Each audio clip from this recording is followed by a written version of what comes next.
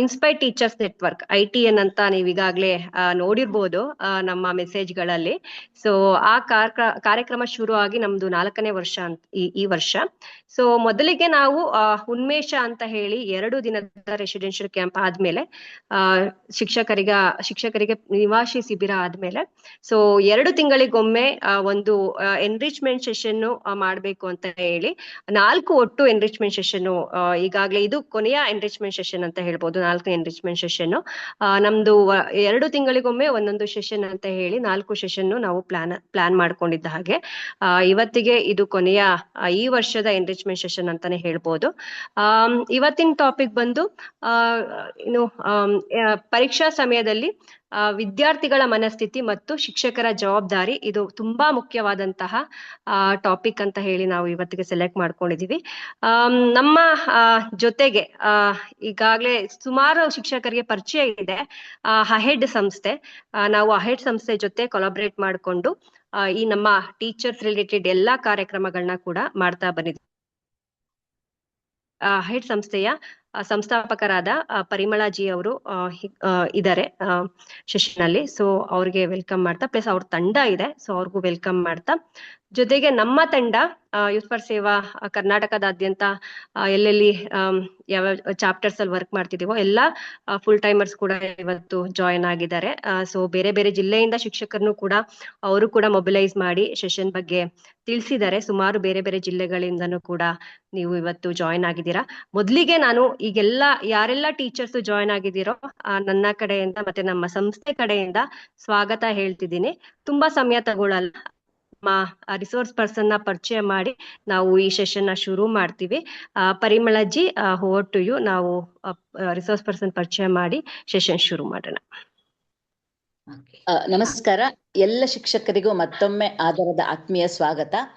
ಇವತ್ತಿನ ಕಾರ್ಯಕ್ರಮದಲ್ಲಿ ಆಗ್ಲೇ ವರಲಕ್ಷ್ಮಿ ಮೇಡಮ್ ಅವ್ರು ಹೇಳಿದ ಹಾಗೆ ಅಹೆಡ್ ಅನ್ನುವ ಸಂಸ್ಥೆ ಹೆಚ್ಚಾಗಿ ಶಿಕ್ಷಕರ ಒಂದು ಪಾತ್ರ ಮತ್ತು teacher development programmes, teacher professional development programmes ಇದ್ರ ಕಡೆ ಹೆಚ್ಚು ಗಮನ ಕೊಡ್ತಾ ವ್ಯಾಲ್ಯೂ ಎಜುಕೇಶನ್ ಕ್ಷೇತ್ರದಲ್ಲಿ ಕೆಲಸ ಮಾಡ್ತಾ ಇದೆ association for holistic education and development. So ಇವತ್ತು ನಮ್ಮ ಜೊತೆಗೆ ಇವತ್ತಿನ ವಕ್ತಾರರು ಸೀತಾಲಕ್ಷ್ಮಿ ರಾಮರಾವ್ ಮೇಡಮ್ ಇದ್ದಾರೆ. ಅವ್ರ ಬಗ್ಗೆ ಇನ್ನೂ ವಿಸ್ತೃತವಾದ ಪರಿಚಯ ರಾಧಾ ಮೇಡಮ್ ಅವರು ಮಾಡ್ಕೊಡೋರಿದ್ದಾರೆ. ಸೊ ರಾಧಾ ಮೇಡಮ್ ಅವರು ನಮ್ಮ ಹೆಡ್ ಸಂಸ್ಥೆಯಲ್ಲಿ ನಮ್ಮ ಜೊತೆ ಅಡ್ಮಿನ್ ಇನ್ಚಾರ್ಜ್ ಇದ್ದಾರೆ, ಮ್ಯಾನೇಜರ್ ತರ. ಹಾಗೆ ಅವರು ಸಹ ಕಮರ್ಷಿಯಲ್ ಟ್ಯಾಕ್ಸ್ ಡಿಪಾರ್ಟ್ಮೆಂಟ್ ಅಲ್ಲಿ ತಮ್ಮ ಸೇವೆ ಸಲ್ಲಿಸಿ ವಾಲಂಟರಿ ನಿವೃತ್ತಿ ತಗೊಂಡು ಕಳೆದ 8ಕ್ಕಿಂತ ಹೆಚ್ಚು ವರ್ಷಗಳಿಂದ ನಮ್ಮ ಜೊತೆ ಇದ್ದಾರೆ. ಒಳ್ಳೆ ಆಪ್ತ ಸಲಹಾಗಾರರು ಕೂಡ ಅವರು. ಈಗ ರಾಧಾ ಮೇಡಮ್ ಅವರು ನಮ್ಮ ಮುಂದಿನ ಕಾರ್ಯಕ್ರಮ ನಡೆಸ್ಕೊಡ್ತಾರೆ. ನಮಸ್ಕಾರ. ಧನ್ಯವಾದ ಪರಿಮಳ ಅವರೇ, ಧನ್ಯವಾದ. ನಮಸ್ಕಾರ ಎಲ್ರಿಗೂ. ಇವತ್ತಿನ ಸಂಪನ್ಮೂಲ ವ್ಯಕ್ತಿಗಳು ಶ್ರೀಮತಿ ಆರ್ ಸೀತಾಲಕ್ಷ್ಮಿ. ಇವರನ್ನ ಪರಿಚಯ ಮಾಡ್ಕೊಡೋದಕ್ಕೆ ಒಂದು ಅವಕಾಶ ನನಗೆ ಅವ್ರ ಪ್ರೊಫೈಲ್ ನೋಡಿದಾಗ ಅನ್ನಿಸ್ತು. ಇವರನ್ನ ಪರಿಚಯ ಮಾಡ್ಕೊಡೋದಕ್ಕೆ ಅವಕಾಶ ಕೊಟ್ಟಂತಹ ಯೂತ್ ಫಾರ್ ಸೇವಾ ಮತ್ತು ಅಹೆಡ್ ಇಬ್ರಿಗೂ ನಾನು ಧನ್ಯವಾದಗಳನ್ನು ಅರ್ಪಿಸ್ಲೇಬೇಕು ಅಂತ. ಮೇಡಮು ಇವರು ನಿವೃತ್ತ ಉಪ ಪ್ರಾಂಶುಪಾಲರು, ಸರ್ಕಾರಿ ಪದವಿ ಪೂರ್ವ ಕಾಲೇಜು ಬಸವನಗುಡಿಯಿಂದ ನಿವೃತ್ತ ಉಪ ಪ್ರಾಂಶುಪಾಲರಾಗಿದ್ದರು. ಮತ್ತು ಇವರ ಬೋಧನಾ ವಿಷಯ ಗಣಿತ ಮತ್ತು ವಿಜ್ಞಾನ. ಈ ವಿಷಯಗಳಲ್ಲಿ ಶಿಕ್ಷಕಿಯಾಗಿ 39 ವರ್ಷಗಳ ಒಂದು ಸೇವೆಯನ್ನು ಮಾಡಿ ಶಿಕ್ಷಕ ವೃತ್ತಿಯನ್ನು ತೊಡಗಿದ್ದು 2011ರಲ್ಲಿ ನಿವೃತ್ತಿ ಹೊಂದಿರ್ತಾರೆ ಇವರು. ಕರೆಕ್ಟ್ ಅಲ್ವಾ ಮೇಡಮ್? 2011ರಲ್ಲಿ ನಿವೃತ್ತಿ ಹೊಂದಿದ್ದಾರೆ. ಸಾಮಾನ್ಯವಾಗಿ ಒಂದು ಕೆಲಸದಿಂದ ನಿವೃತ್ತಿ ಹೊಂದಿದ ತಕ್ಷಣ, ಅದರಲ್ಲೂ ಮಹಿಳೆಯರು, ಸಾಕಪ್ಪ ನಾವಿನ್ನು ಆರಾಮಾಗಿರ್ಬೇಕು ಅನ್ನೋ ಮನೋಭಾವ ನನ್ನನ್ನು ಸೇರಿ ಎಲ್ಲರದ್ದು ಜಾಸ್ತಿ ಇರೋದು ಅದೇ. ಸಾಕಪ್ಪ ಇಷ್ಟು ವರ್ಷ ದುಡ್ದಿದ್ದೀನಿ, ಆರಾಮಾಗಿರೋಣ ಅಂತ. ಆದರೆ ನನಗೆ ಮೇಡಮ್ ಪ್ರೊಫೈಲ್ ನೋಡ್ತಾ ಅನ್ನಿಸ್ತು ಇಷ್ಟು ಸ್ಫೂರ್ತಿ ಎಲ್ರಿಗೂ ಕೊಡೋವಂಥವ್ರು ಅಂತ.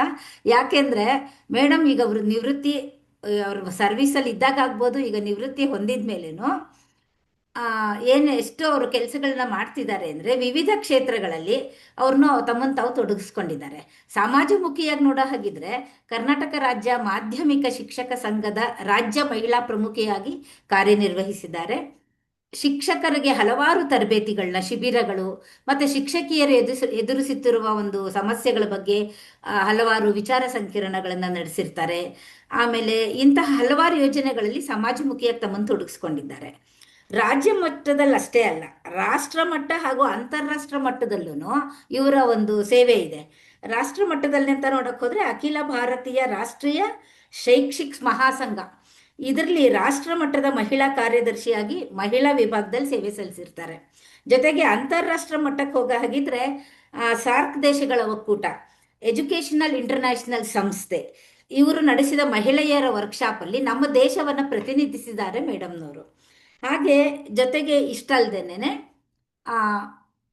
ಇವಾಗ ಶಿಕ್ಷಣ ಏನಿದೆ, ಶಿಕ್ಷಣ ಇಲಾಖೆ ಜೊತೆ ತಮ್ಮನ್ನು ತಾವು ಒಂದು ಸಹಯೋಗದಲ್ಲಿ ಪಠ್ಯ ಪುಸ್ತಕಗಳ ರಚನೆಯಲ್ಲಿ ಅಥವಾ ಪರೀಕ್ಷಾ ಸುಧಾರಣೆ ಮಾಡೋದ್ರ ಬಗ್ಗೆ ಅಥವಾ ವಿದ್ಯಾರ್ಥಿಗಳಲ್ಲಿ ಪರೀಕ್ಷಾ ಭೀತಿ ನಿವಾರಿಸುವ ಬಗ್ಗೆ ಈ ಥರ ಹಲವಾರು ಸಂವಾದ ಕಾರ್ಯಕ್ರಮಗಳನ್ನು ಕೂಡ ನಡೆಸ್ಕೊಟ್ಟಿರ್ತಾರೆ. ಶಿಕ್ಷಕ ಸಂಘದ ಒಂದು ಮುಖವಾಣಿ ಅಂದರೆ ಏನು ಪತ್ರಿಕೆ ಇದೆ, ಅದು ಶಿಕ್ಷಕ ಸಮಾಚಾರ ಅಂತ, ಅದರಲ್ಲಿ ಹಲವಾರು ಲೇಖನಗಳನ್ನು ಈಗಲೂ ಬರೀತಿದ್ದಾರೆ ಮೇಡಮ್.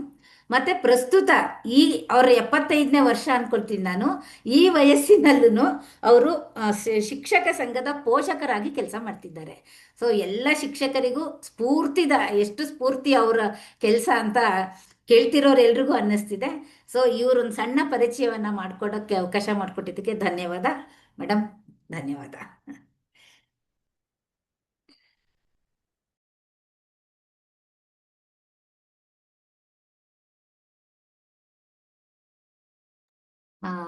ವರಲಕ್ಷ್ಮಿ ಏನಾದ್ರು ಹೇಳೋದಿದೆಯಾ? ಇಲ್ಲ ಮೇಡಮ್? ನಮಸ್ಕಾರ.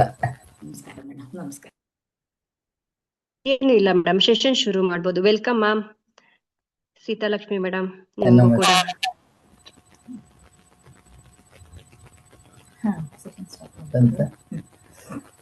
ಈಗಾಗಲೇ ರಾಧಾರವರು ಹೇಳಿದ್ದಾರೆ, ಪರೀಕ್ಷಾ ಸಮಯದಲ್ಲಿ ವಿದ್ಯಾರ್ಥಿಗಳಿಗೆ ಹಾಗೂ ಶಿಕ್ಷಕರಿಗೂ ಕೂಡ ಪರೀಕ್ಷೆ ದೃಷ್ಟಿಯಿಂದ ಅನೇಕ ರೀತಿಯ ಟೆನ್ಷನ್ ಶುರು ಆಗುತ್ತೆ. ವಿದ್ಯಾರ್ಥಿಗಳಿಗೆ ಪರೀಕ್ಷೆ ಹೇಗೆ ಎದುರಿಸೋದು, ನನಗ ಯೋಗ್ಯತೆ ಇದೆಯಾ ಅನ್ನೋದು ಒಂದು ಪ್ರಶ್ನೆ ಬರುತ್ತೆ. ಟೀಚರ್ಸ್ಗೆ ಎಷ್ಟು ಮಟ್ಟಿಗೆ ನಾವು ವಿದ್ಯಾರ್ಥಿಗಳನ್ನ ತಯಾರು ಮಾಡಬಲ್ಲೆವು, ನಾವು ಮಾಡಿರೋ ತಯಾರಿ ಇಲ್ಲಿವರೆಗೂ ಸಾಕಾಗಿದೆಯೋ ಇಲ್ವೋ, ಫಲಿತಾಂಶ ಹೇಗೆ ಬರುತ್ತೆ, ಈ ಜಿಜ್ಞಾಸೆ ಮನಸ್ಸಲ್ಲಿರುತ್ತೆ. ಈ ದೃಷ್ಟಿಯಿಂದ ಈ ಕಾರ್ಯಕ್ರಮ ಆಯೋಜಿಸಿರುವಂಥದ್ದು ಅಹೆಡ್ ಸಂಸ್ಥೆಯವರಿಗೆ ನಾನು ತುಂಬಾ ಅಭಿನಂದನೆಗಳನ್ನು ತಿಳಿಸ್ತೀನಿ. ಯಾಕೆಂದ್ರೆ this is more essential during the examination period, so that ಅವರ ಆಂತರಿಕ ಮಾನಸಿಕ ತುಮುಲುಗಳೆಲ್ಲ ಕಡಿಮೆ ಆಗಿ ಪರೀಕ್ಷೆ ಬರೆಯಲು ಸಹಕಾರ ಆಗುತ್ತೆ ಅಂತ ನನ್ನ ಭಾವನೆ.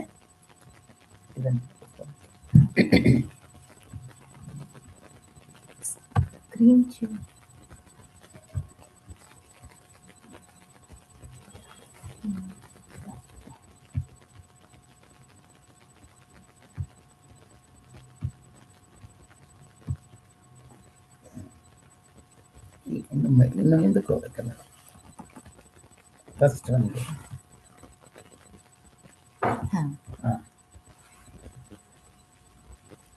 ಸ್ಕ್ರೀನ್ ಶೇರ್ ಮಾಡಿರೋದು ಕಾಣಿಸ್ತಿದ್ಯಾ? ಕಾಣಿಸ್ತಾ ಇದೆಯಾ? ಕಾಣಿಸ್ತಿದೆ, ಬಟ್ ಫುಲ್ ಸ್ಕ್ರೀನ್ ಮಾಡಿ, ಸ್ಲೈಡ್ ವೈಸ್ ಸ್ಲೈಡ್ ಶೋ.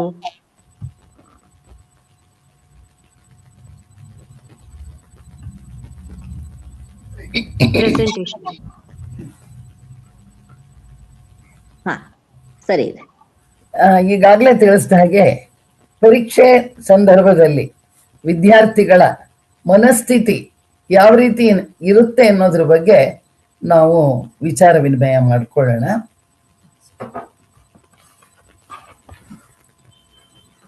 ಈಗಾಗಲೇ ಹೇಳಿದೆ ನಾನು, ಪರೀಕ್ಷೆಯಲ್ಲಿ ಪಾಸ್ ಆಗ್ತೀನೋ ಇಲ್ವೋ, ಮರ್ತೋಗ್ಬಿಡ್ತೀನಿ, ಎಲ್ಲ ಎಷ್ಟು ಓದಿದ್ರು ಮರ್ತೋಗ್ಬಿಡುತ್ತೆ. ಆಮೇಲೆ ನನ್ನ ಜೀವನ ಏನು ಅನ್ನೋದು ಆತಂಕ ಶುರು ಆಗುತ್ತೆ ವಿದ್ಯಾರ್ಥಿಗಳಿಗೆ. ಯಾತಕ್ಕಿದು, ಯಾವ ಕಾರಣಕ್ಕಾಗತ್ತೆ? ಯಾಕೆ ಅಂದ್ರೆ ಆ ವಿದ್ಯಾರ್ಥಿಯ ಮೇಲೆ ಅನೇಕ ರೀತಿಯ ಒತ್ತಡಗಳಿರುತ್ತೆ. ಯಾವ ಕಡೆಯಿಂದ? ಪೋಷಕರು ದಿನ ಬೆಳಗಾದ್ರೆ ಊಟ ತಿಂಡಿ ಏನೋ ಎಲ್ಲ ಟೈಮಿಗೆ ಕೊಟ್ಬಿಡ್ತಾರೆ. ಎಷ್ಟು ನಂಬರ್ ಬಂದಿದೆ, ಮುಂದಿನ ಟೆಸ್ಟಲ್ಲಿ ಹೇಗೆ ಮಾಡ್ತೀಯಾ, ಪರೀಕ್ಷೆ ಹತ್ರ ಬಂತು, ಯಾವ್ಯಾವ ಸಬ್ಜೆಕ್ಟ್ ಮಾಡಿದೀಯಾ, ಇದೆಲ್ಲ ಪ್ರಶ್ನೆಗಳು ತಂದೆ ತಾಯಿಗಳು ಮಾಡ್ತಾರೆ. ಇನ್ನು ಟೀಚರ್ಸು ಮಾಡಿರೋ ಪಾಠದ ಬಗ್ಗೆ ಇವ್ಯಾಲ್ಯೂಯೇಟ್ ಮಾಡ್ತಾರೆ. ಮಾಡಿಬಿಟ್ಟು ವಿದ್ಯಾರ್ಥಿ ನೀನು ಯಾವ ಮಟ್ಟದಲ್ಲಿ ಇದೆಯೋ ಇಲ್ವೋ ಅನ್ನೋದ್ರ ಬಗ್ಗೆ ಅದನ್ನ ಕೇಳ್ತಾರೆ ಅನ್ನೋ ಆತಂಕ, ಮತ್ತು ಅವ್ರಿಗೆ ಅವರಾಗ ಆತಂಕ ಇರುತ್ತೆ. ಏನಪ್ಪ ಅದು, ಅಯ್ಯೋ ನಾವು ಓದಿರೋದು ಕರೆಕ್ಟ್ ಆಗಿದೆಯೋ ಇಲ್ವೋ, ಕೊಟ್ಟಿರೋ ಪ್ರಶ್ನೆಗೆ ಸರಿಯಾಗಿ ಉತ್ತರ ಬರುತ್ತಾ, ಅಥವಾ ಅಪೂರ್ಣವಾದ್ರೆ ನಂಬರ್ ಕಡಿಮೆ ಆಗುತ್ತೇನೋ ಅನ್ನೋದು ಕೂಡ ಇರುತ್ತೆ. ಇದಲ್ಲದೆ ಇನ್ನೊಂದು ವಿಷಯ ಏನು ಅಂದ್ರೆ, ಪರಸ್ಪರ ವಿದ್ಯಾರ್ಥಿಗಳು ಒಬ್ರಿಗೊಬ್ರಿಗೆ ಮಾತಾಡ್ಕೊತಾರೆ. ಏನಂತ, ಅಯ್ಯೋ ಹೇಗ್ ಓದಿದೆಯೋ, ಈ ಪೈಥಾಗರಸ್ ಥಿಯರಂ ನಿಂಗೆ ಬರುತ್ತೇನೋ, ಅದನ್ನ ಯಾವ ರೀತಿ ಪ್ರೂವ್ ಮಾಡೋದು ಅಂತ ಕೇಳ್ತಾರೆ. ಒಬ್ಬ ಪಟಪಟ ಅಂತ ಹೇಳ್ತಾನೆ, ಇನ್ನೊಬ್ಬನ್ ಬರಲ್ಲ. ಆವಾಗ ಅವನಿಗೇನ್ ಅನ್ಸುತ್ತೆ, ರೈಟಿಂಗ್ ಅಲ್ಲಿ ಅವನಿಗೆ ಬರೆಯಕ್ ಬಂದ್ರು ತನ್ನ ಮನಸ್ಸಲ್ಲಿ ಗೊತ್ತಿದ್ರು ಕೂಡ ಇವನು ಮಾಡ್ದ ಅನ್ನೋ ಇದರಲ್ಲಿ ಕಂಪ್ಯಾರಿಸನ್ ಮಾಡಿಕೊಂಡು ಅವನು ತನಗೆ ಇನ್ಫೀರಿಯಾರಿಟಿ ಕಾಂಪ್ಲೆಕ್ಸ್ ನ ಬೆಳೆಸ್ಕೊತಾನೆ. My friend is better than me ಅನ್ನೋ ಮನೋಭಾವ ಬಂದ್ಬಿಡುತ್ತೆ. ಇದು ಕಂಪ್ಯಾರಿಸನ್ ಇಂದ ಹುಟ್ಟುವಂತ ಪ್ರೆಷರ್. ಇದಲ್ಲದೆ ಇನ್ಸೆಕ್ಯೂರಿಟಿ ಇರುತ್ತೆ ಮಕ್ಕಳಿಗೆ. ಏನು, ತಾವು ಮಾಡ್ತಕ್ಕಂಥ ಕೆಲಸ ಸಮರ್ಪಕವಾಗಿದೆಯೋ ಇಲ್ವೋ ಅನ್ನೋದು ತುಂಬಲ್ಲ.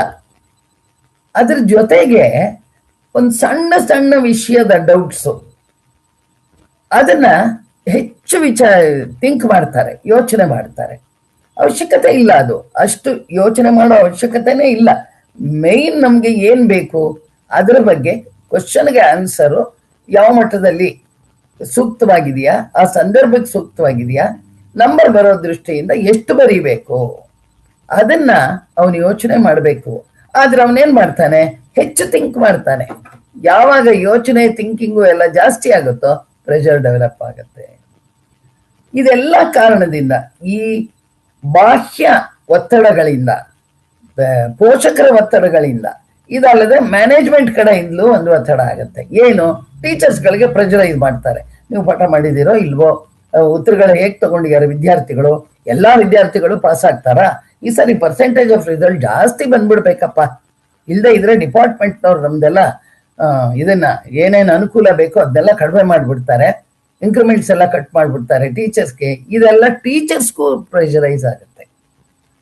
ಸೊ ಇದ್ರ ಪರಿಣಾಮವಾಗಿ ವಿದ್ಯಾರ್ಥಿಗಳಿಗೆ ಏನಾಗುತ್ತೆ, ಯೋಚನೆ ಮಾಡಿ ಮಾಡಿ ಲ್ಯಾಕ್ ಆಫ್ ಸ್ಲೀಪ್, ನಿದ್ದೆ ಬರೋದು ಕಡಿಮೆ ಆಗುತ್ತೆ, ಯೋಚನೆ ಜಾಸ್ತಿ ಆಗುತ್ತೆ. ನಿದ್ದೆ ಯಾವಾಗ ಕಡಿಮೆ ಆಗುತ್ತೆ, ಡೈಜೆಷನ್ ಪ್ರಾಬ್ಲಮ್ ಜಾಸ್ತಿ ಆಗುತ್ತೆ, ಹೆಡೇಕ್ ಜಾಸ್ತಿ ಆಗುತ್ತೆ, ಮತ್ತು ಇವೆಲ್ಲ ಜಾಸ್ತಿ ಆಗುತ್ತೆ ಅಂತ ಅವನಿಗೆ ಅಪಿಟೈಟೇ ಕಡಿಮೆ ಆಗ್ಬಿಡುತ್ತೆ. ಸೊ ಇದೆಲ್ಲವೂ ಕೂಡ ವಿದ್ಯಾರ್ಥಿಗಳಿಗೆ ಒತ್ತಡದಿಂದ ಆಗತಕ್ಕಂಥ ಪರಿಣಾಮಗಳು. ಹಾಗಾದ್ರೆ ನಾವು ಈ ಒತ್ತಡವನ್ನ ಯಾವ ಮುಖದಲ್ಲಿ ಕಾಣ್ತೀವಿ ಅನ್ನೋದನ್ನು ಒಂದ್ಸರಿ ಗುರುತಿಸ್ಬೇಕು. ಟೀಚರ್ಸ್ ಆದವರು ಗುರುತಿಸ್ಬೇಕು, ಪ್ಯಾರೆಂಟ್ಸ್ ಆದವರು ಗುರುತಿಸ್ಬೇಕು. ಏನಾಗುತ್ತೆ, ಚೆನ್ನಾಗಿ ಓದ್ಕೊಂಡು ಹೋಗಿರ್ತಾನೆ, ಅಲ್ಲಿ ಹೋಗೋ ಟೈಮ್ನಲ್ಲಿ ಹಾಲ್ ಟಿಕೆಟ್ ಮರ್ತೊಂಡು ಹೋಗ್ತಾನೆ.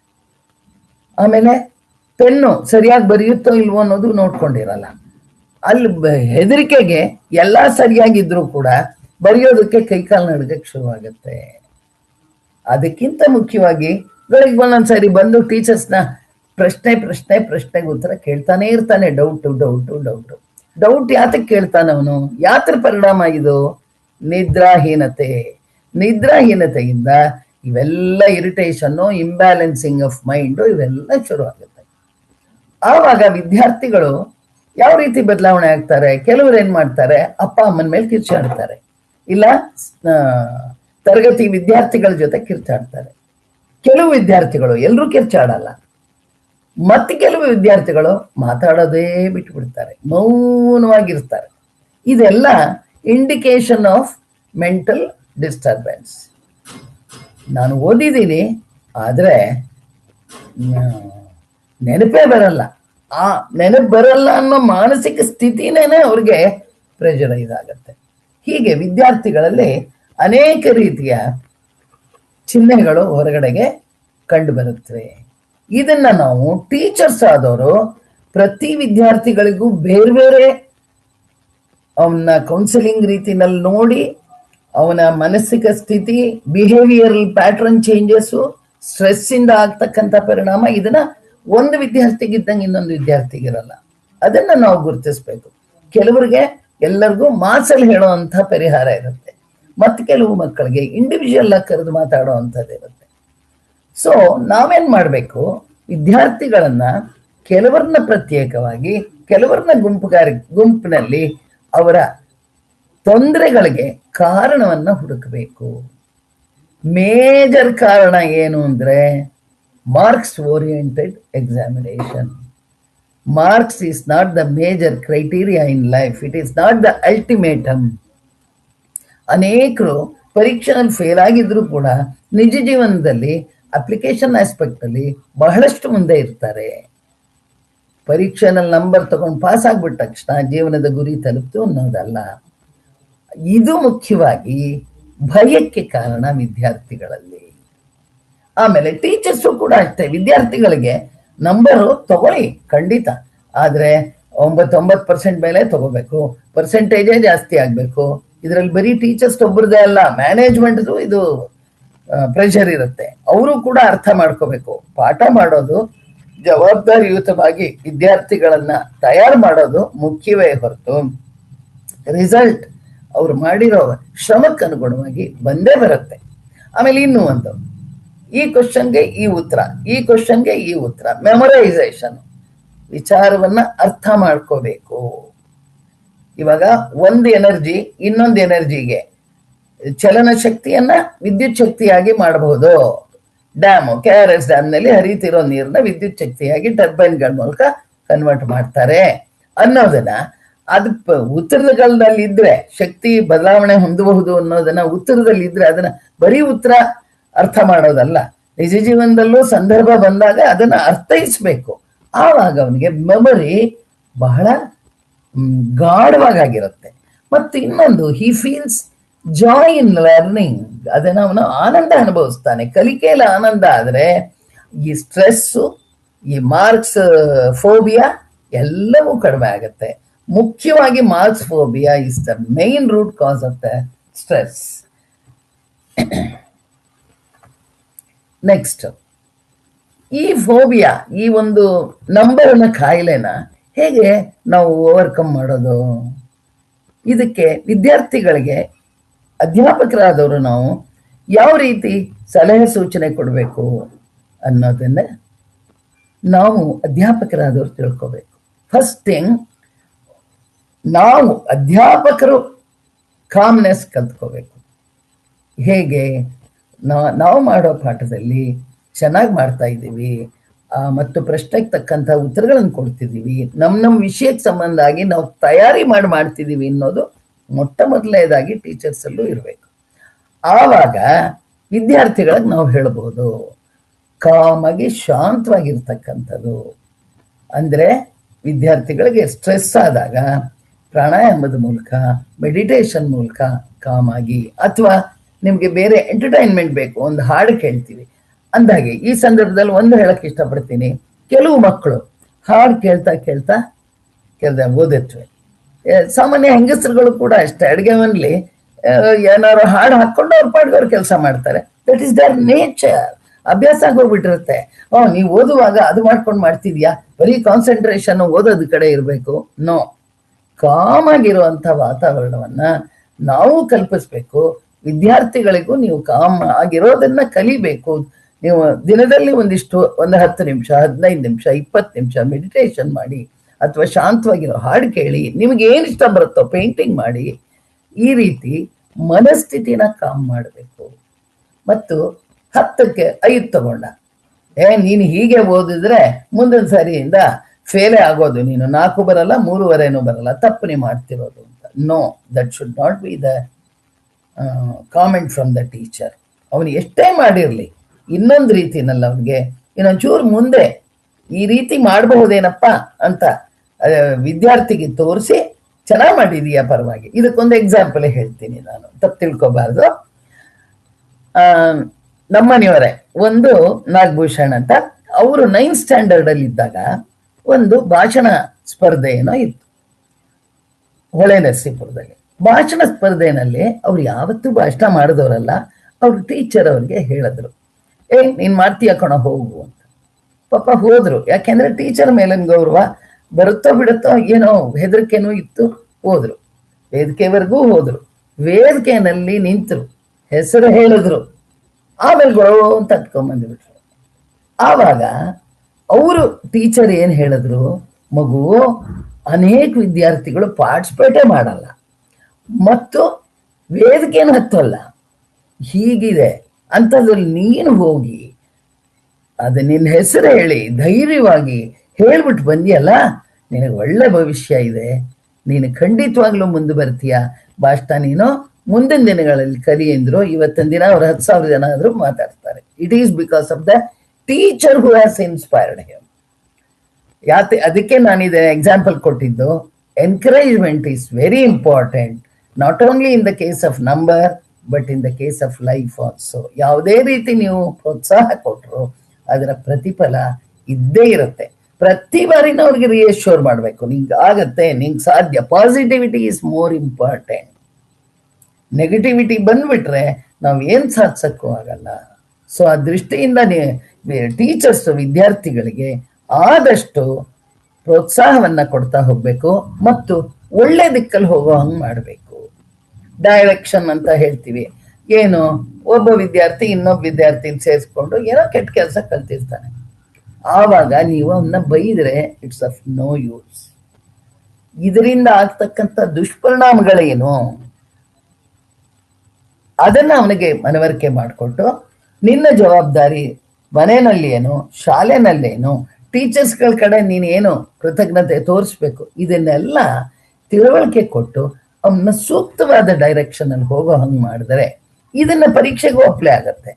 ಪರೀಕ್ಷೆನಲ್ಲೂ ಅಷ್ಟೇ, ಬೇರೆ ದಿಕ್ಕಲ್ಲಿ ಮನಸ್ಸು ಹೋದಾಗ ನಾವು ಆ ವಿದ್ಯಾರ್ಥಿಗಳಿಗೆ ಯಾವ ದಿಕ್ಕಲ್ಲಿ ಹೋಗ್ಬೇಕು, ಮ್ಯಾಥ್ಸ್ ಆದ್ರೆ ಏನ್ ಅಟೆಂಡ್ ಮಾಡಬೇಕು, ಸೈನ್ಸ್ ಆದ್ರೆ ಏನ್ ಅಟೆಂಡ್ ಮಾಡಬೇಕು, ಡ್ರಾಯಿಂಗ್ ಆದ್ರೆ ಏನು, ಸುಲಭವಾಗಿ ನಂಬರ್ಗಳನ್ನು ತಗೊಳ್ಳೋ ಟೆಕ್ನಿಕ್ಕು ಕೆಲವಿರುತ್ತೆ. ಅದನ್ನು ಕೂಡ ಅವ್ರಿಗೆ ಡೈರೆಕ್ಷನ್ ತೋರಿಸಿದ್ರೆ ಮೋರ್ ದ್ಯಾನ್ ಸಿಲೆಬಸ್ ಅವರ ವಿಶ್ವಾಸ, ಆತ್ಮವಿಶ್ವಾಸ ಜಾಸ್ತಿ ಆಗುತ್ತೆ. ಹಾಗಾದ್ರೆ ಈಗಾಗಲೇ ಹೇಳಿದ್ದೀನಿ, ಟೀಚರ್ಸ್ ರೋಲ್ ಏನು ಸಪರೇಟ್ ಆಗಿ ಹೇಳೋಗೋದಿಲ್ಲ, ಈಗಾಗಲೇ ಹೇಳಿದ್ದೀನಿ ಹೀಗಿರ್ಬೇಕು ಹಾಗಿರ್ಬೇಕು ಅಂತ. Don't instruct the students. ವಿದ್ಯಾರ್ಥಿಗಳನ್ನ ನೀನು ಹೀಗೆ ಮಾಡಬೇಕು ಅಂದಾಗ, ನಾನಾದ್ರೂ ಅಷ್ಟೇ, ಇವತ್ತಿನ ದಿನ ಆದ್ರೂ ಅಷ್ಟೇ, ನೀನು ಹೀಗೆ ಮಾಡಬೇಕು ಅಂದಾಗ ನಾನು ರಿವೋಲ್ಟ್ ಆಗ್ತದೆ. ಇಲ್ಲ, ಹೀಗೆ ಮಾಡಿದ್ರೆ ಸರಿಯಾಗಿರ್ತಿತ್ತು, ನೀನು ಮಾಡಿದೀಯಾ, ಆದ್ರೆ ಈ ತರ ಮಾಡಿದ್ರೆ ಸ್ವಲ್ಪ ಜಾಸ್ತಿ ನಂಬರ್ ಬರೋದು. ಅದನ್ನ ಗೈಡ್ ಮಾಡಬೇಕು, ಮಾರ್ಗದರ್ಶನ ಮಾಡಬೇಕು. And at the same time teacher's role ಏನು ಅಂದ್ರೆ, ನಾವು ಶಾಂತವಾಗಿ ಯಾವ ರೀತಿ ಕ್ವಶನ್ನು ಆನ್ಸರು ಮಾಡಬೇಕು, ಕವರ್ ಮಾಡಬೇಕು ಅನ್ನೋದನ್ನ ಎಕ್ಸಾಂಪಲ್ಗಳ ಮೂಲಕ ನಾವು ಅವ್ರನ್ನ ದಿಕ್ಸೂಚಿಯಾಗಿ ನಮ್ಮ ಬಿಹೇವಿಯರ್ ಮೂಲಕ, ನಮ್ಮ ಉತ್ತರಗಳ ಮೂಲಕ ಅವ್ರನ್ನ ಗಮನ ಸೆಳೀಬೇಕು. ಸಪೋರ್ಟ್ ಸಿಸ್ಟಮ್ ಆಗಬೇಕು. ಇವಾಗ ನನಗೆ ಕಂಪ್ಯೂಟ್ರು ಆ ಮಟ್ಟನ್ ಬರಲ್ಲ, ನನ್ನ ಜೊತೆಗೆ ಹೆಸರೇನಿಂದ ಕಾವ್ಯ ಇದ್ದಾಳೆ, ಸಣ್ಣ ಪುಟ್ಟ ಹೆಚ್ಚು ಕಡಿಮೆ ಆದ್ರೆ ಕಾವ್ಯ ಅಸಿಸ್ಟ್ ಮಾಡ್ತಾಳೆ. ನೋಡೋ is A teacher in this field, I am not competent in this field. ಆ ತರಹ ಟೀಚರ್ ಈ ಒಂದು ಪ್ರಶ್ನೆ ಉತ್ತರ ಬರೆಯೋ ದೃಷ್ಟಿನಲ್ಲಿ, ಪರೀಕ್ಷೆ ಎಕ್ಸಾಮಿನೇಷನ್ ಭಯ ಕಡಿಮೆ ಮಾಡೋ ದೃಷ್ಟಿನಲ್ಲಿ ಸಪೋರ್ಟ್ ಸಿಸ್ಟಮ್ ತರ ಕೆಲಸ ಮಾಡಿದ್ರೆ ಆ ವಿದ್ಯಾರ್ಥಿಗಳ ಆತಂಕ, ಸ್ಟ್ರೆಸ್ಸು, ಮೆಂಟಲ್ ಡಿಸಬಿಲಿಟಿ ಆಗ್ಬಿಡುತ್ತೆ. ಅವಾಗ ತಲೆ ಒಳಗಡೆ ಏನ್ ಮಾಡ್ಬೇಕು ಏನಿಲ್ಲ, ಏನ್ ಮಾಡ್ಬೇಕು ಏನಿಲ್ಲ, ಯಾವ್ದು ಉತ್ತರ ಬರಿಬೇಕು, ಕನ್ಫ್ಯೂಷನ್ ಆಗುತ್ತೆ. ಇವೆಲ್ಲ ಕಡಿಮೆ ಆಗತ್ತೆ.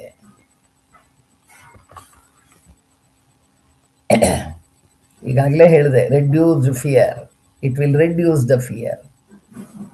ಆಮೇಲೆ ಇನ್ನೊಂದು ನಾವೇನು ಅಂದ್ರೆ, ಈ ಸೆಕೆಂಡ್ PU SSLC ಯಾವುದೇ ಪಬ್ಲಿಕ್ ಎಕ್ಸಾಮಿನೇಷನ್ ಬಂದ್ಬಿಟ್ರೆ ಇದು ಪರೀಕ್ಷೆ ಭಾರಿ ದೊಡ್ಡದಪ್ಪ. ಇವನ್ ತಂದೆ ತಾಯಿ ಹೇಳೋದು ನೋಡಿದ್ದೀರಾ ನೀವು? ನೋಡಿ, ನಾ ಎಲ್ಲೂ ಟೂರ್ಗೆ ಕರ್ಕೊಂಡೋಗಿಲ್ಲ ಮಕ್ಕಳನ್ನ, ಯಾವುದೇ ಸಿನಿಮಾನೇ ಆಗ್ಲಿ, ಆಟಕ್ಕೆ ಆಗ್ಲಿ, ಏನಕ್ಕೂ ಕರ್ಕೊಂಡೋಗಿಲ್ಲಪ್ಪ. 2 ವರ್ಷದಿಂದ ಓದು ಓದು ಓದು ಓದು ಓದು 3 ಹೊತ್ತು ಓದ್ತಾನೆ ಇದ್ರೆ ಆ ಮಗುಗೇನಾಗತ್ತೆ ಮನಸ್ಥಿತಿ. ಆದ್ರಿಂದ ಟೀಚರ್ಸ್ ಆದವರು, ಪೇರೆಂಟ್ಸ್ ಆದವರು, ಎಕ್ಸಾಮು ಜೀವನದ ಒಂದು ಭಾಗ ಹೊರತು ಎಕ್ಸಾಮೇ ಜೀವನವಲ್ಲ. ಇದನ್ನ ನಾವು ಟೀಚರ್ಸ್ ತಿಳ್ಕೊಂಡು ವಿದ್ಯಾರ್ಥಿಗಳಲ್ಲಿ ಈ ಮನೋಭಾವ ಬೆಳೆಸ್ಬೇಕು. ಕೆಲವು ಮಕ್ಕಳು ನೀವು ನೋಡಿರ್ಬೇಕು, ಆಟ ಆಡ್ಕೊಂಡು ಬೀದಿ ಜಗಳ ಕಾಯ್ಕೊಂಡು ಫೈಟಿಂಗ್ ಮಾಡ್ಕೊಂಡು ತಕ್ಷಣ ಎಕ್ಸಾಮಿನೇಷನ್ಗೆ ಹೋಗುತ್ತವೆ, ಬರೆಯತ್ವೆ. ಹೇಗೆ ಹೇಗೆ ಎಕ್ಸಾಮಿನೇಷನ್ ಕೂಡ ಅವರ ಜೀವನದ ಒಂದು ಭಾಗ ಅಂತ ತಿಳ್ಕೊಂಡಿರ್ತಾರೆ. ನಾವು ಎಕ್ಸಾಮಿನೇಷನ್ ಸ್ಟ್ರೆಸ್ನೇ ತಲೆ ಒಳಗಡೆ ತುಂಬಿಟ್ಟಿರ್ತೀವಿ. ಆದ್ರಿಂದ ಎಕ್ಸಾಮಿನೇಷನ್ ಈಸ್ ನಾಟ್ ಎ ಭೂತ, it is not a lion or any such other thing. It is one of the walks of our life. We must face it in a regular calm manner, casual manner. ಅದಕ್ಕೆ ನಾವು ಯಾವಾಗಲೂ ಕೂಡ ವಿದ್ಯಾರ್ಥಿಗಳಿಗೆ ಚೆನ್ನಾಗಿ ಮಾಡಿದೀಯಾ, do your best, you are prepared, the result will be definitely positive ಅಂತ. ಕರ್ಮಣ್ಯವಾಧಿಕಾರಸ್ಥೆ ಮಾಫಲೇಶು ಕದಾಚನ. ಗೊತ್ತಲ್ಲ, ನಿಮ್ಗೆಲ್ರಿಗೂ ಗೊತ್ತಿದೆ. ಟೀಚರ್ಸಿಗೆ ನಾನೇನು ಹೇಳಬೇಕಾಗಿಲ್ಲ. ನಾನು ಮಾಡಿರೋ ಕರ್ಮಕ್ಕೆ ತಕ್ಕ ಫಲವನ್ನ ನಾನು ಪಡೆದೇ ಪಡಿತೀನಿ. ಹಾಗೆ ನೀನು ಶ್ರಮ ಹಾಕಿದೀಯಾ, ನಿನಗೆ ತಕ್ಕ ಫಲ ಸಿಗತ್ತೆ.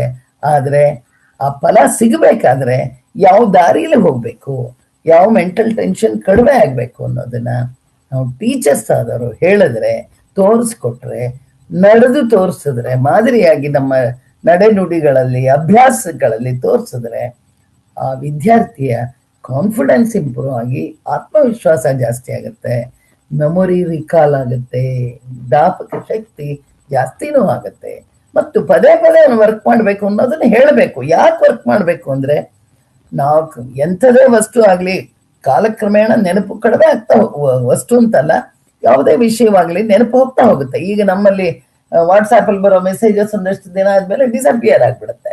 ಆದ್ರೆ ನಾವೇನ್ ಮಾಡ್ತೀವಿ, ಅದು ಜ್ಞಾಪಕ ಇರ್ಬೇಕಾರೆ ಒಂದ್ ಕಡೆ ಅದೆಂಥದ್ದು ಗೂಗಲ್ ಡ್ರೈವ್ ಅಲ್ಲಿ ಹಾಕ್ಬಿಟ್ಟು ಆಮೇಲೆ ತೆಗೆದು ನೋಡ್ತೀವಿ. ಹಾಗೆ ನಮ್ಮ ಜ್ಞಾಪಕ ಶಕ್ತಿ ಶಾಶ್ವತವಾಗಿ ಉಳಿಬೇಕಾದ್ರೆ ಪದೇ ಪದೇ ಪದೇ ಪದೇ ರಿಪೀಟ್ ಆಗ್ಬೇಕು. ಯಾವುದೇ ಶ್ಲೋಕಗಳಾಗ್ಲಿ ಅಥವಾ ಲಲಿತಾ ಸಹಸ್ರನಾಮ ಇರ್ಬೋದು, ವಿಷ್ಣು ಸಹಸ್ರನಾಮ ಇರ್ಬೋದು, ಅನೇಕ ಥಿಯರೀಸು ಇವೆಲ್ಲ ಹೇಳಬೇಕಾದ್ರೆ ನಾವು ಪದೇ ಪದೇ ಹೇಳಬೇಕು. ಹಾಗೆ ಪ್ರಶ್ನೆ ಉತ್ತರಗಳನ್ನು ಪದೇ ಪದೇ ಹೇಳಿದಾಗ ಕ್ಲಾರಿಟಿ ಜಾಸ್ತಿ ಆಗುತ್ತೆ, ಕ್ಲಾರಿಟಿ ಜಾಸ್ತಿ ಆಗುತ್ತೆ.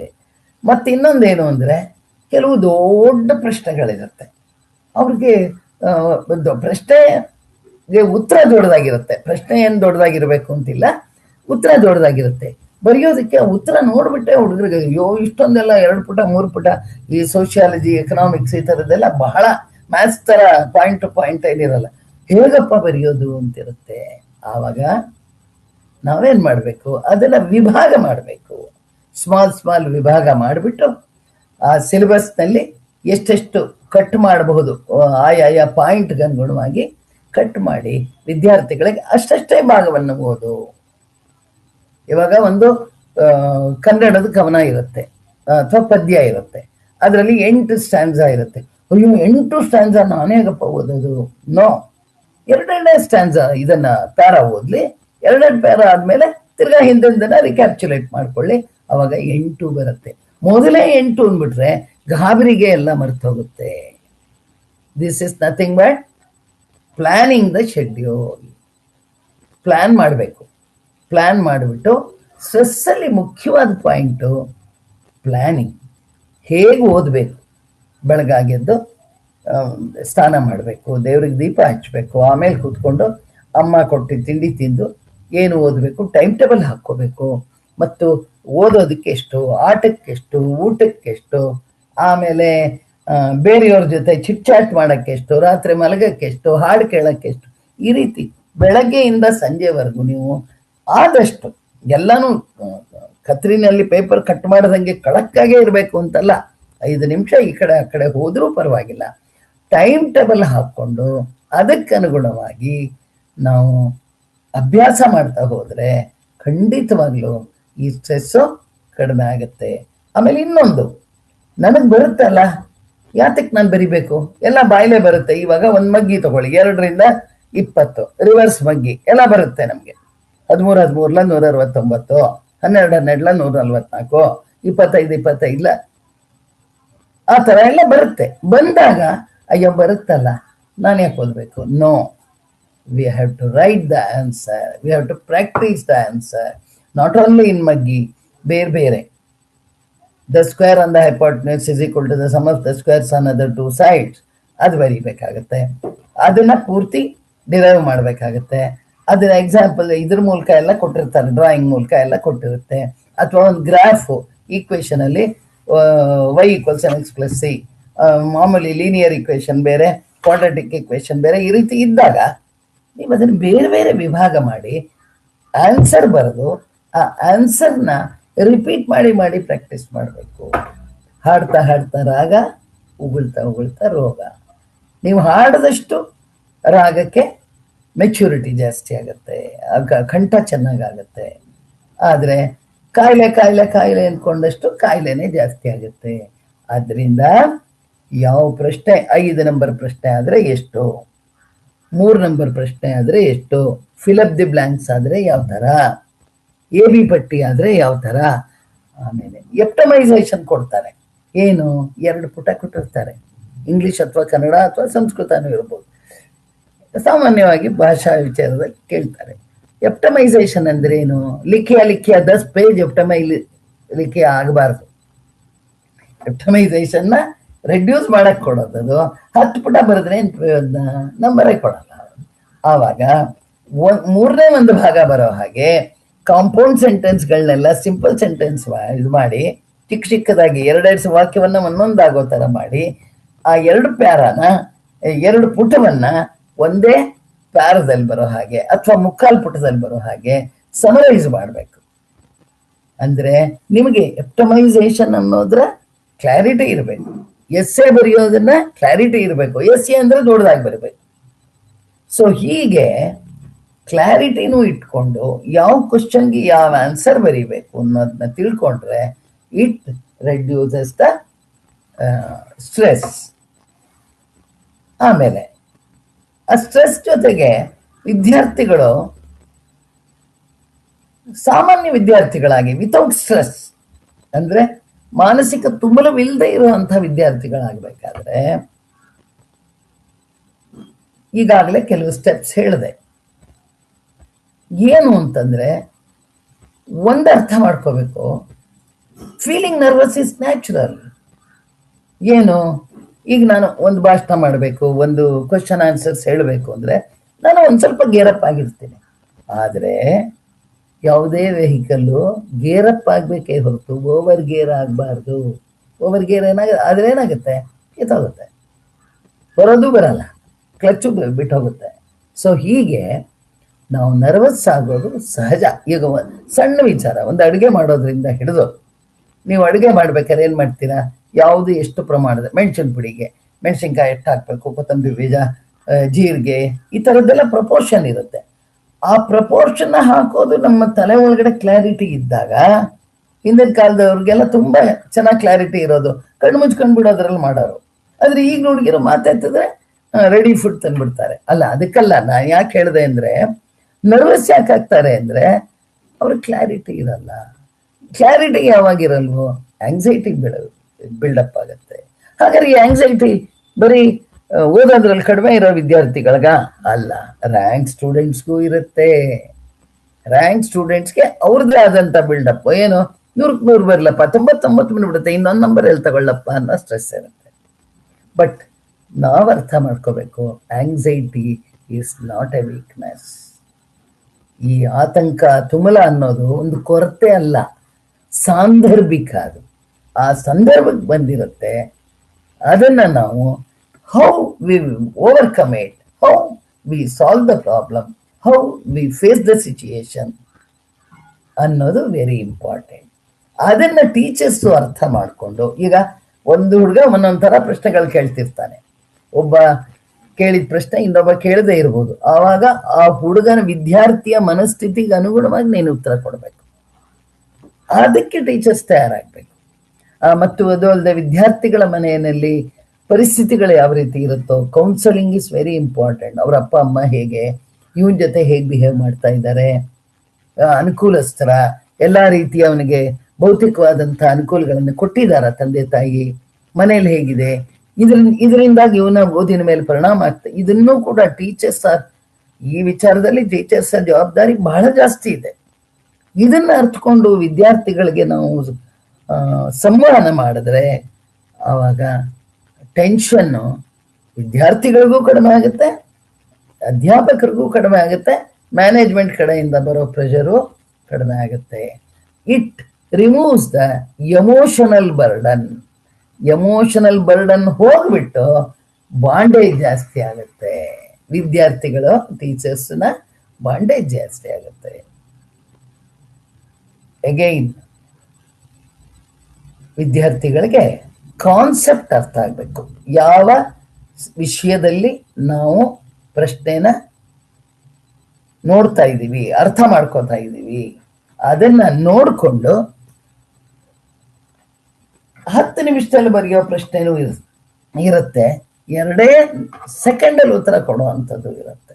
ಆದ್ರಿಂದ ರೈಟಿಂಗ್ ಪ್ರಾಕ್ಟೀಸು ಗೊತ್ತಿರಬೇಕು, ಟೈಮ್ ಮ್ಯಾನೇಜ್ಮೆಂಟು ಗೊತ್ತಿರಬೇಕು. ಟೈಮ್ ಮ್ಯಾನೇಜ್ಮೆಂಟ್ ಗೊತ್ತಿಲ್ಲದೆ ಇದ್ರೆ, ಮೇಡಮ್ ನನಗೆ ಪೂರ್ತಿ ಮುಗ್ಸೋಕ್ಕೆ ಆಗಲಿಲ್ಲ ಮೇಡಮ್. ಇಲ್ಲೊಂದು ಉದಾಹರಣೆ ಕೊಡ್ತೀನಿ. ಒಂದು ವಿದ್ಯಾರ್ಥಿ 100ಕ್ಕೆ 100 ಇಂಗ್ಲೀಷಲ್ಲಿ ಬರುವಂಥ ವಿದ್ಯಾರ್ಥಿ 95 ತಗೊಂಡ್ಲು. ಇನ್ನು 5 ನಂಬರ್ ಬರಿಬೇಕಾಗಿತ್ತು, 5 ನಂಬರು. ಆದರೆ ಅವಳು ಮುಗ್ದಾಯ್ತಲ್ಲ, ಓವರ್ ಕಾನ್ಫಿಡೆನ್ಸ್ ಎಲ್ಲ ಬರ್ದಿದ್ದೀನಿ, ಇನ್ನು 5 ನಂಬರ್ ನೋಡಿಲ್ಲ ಅವಳು. ಪಾಪ ಹೊಸದ ಟೀಚರ್ಗೆ ಬಂದಿದ್ದಾಳೆ, ಗೊತ್ತಿರೋ ಟೀಚರ್ ಅವರ, ಅವಳೇನು ಕಾಪಿ ಹೊಡೆಯೋಗೋದಿಲ್ಲ, ಎಲ್ಲ ಬರುತ್ತೆ ಆನ್ಸರ್.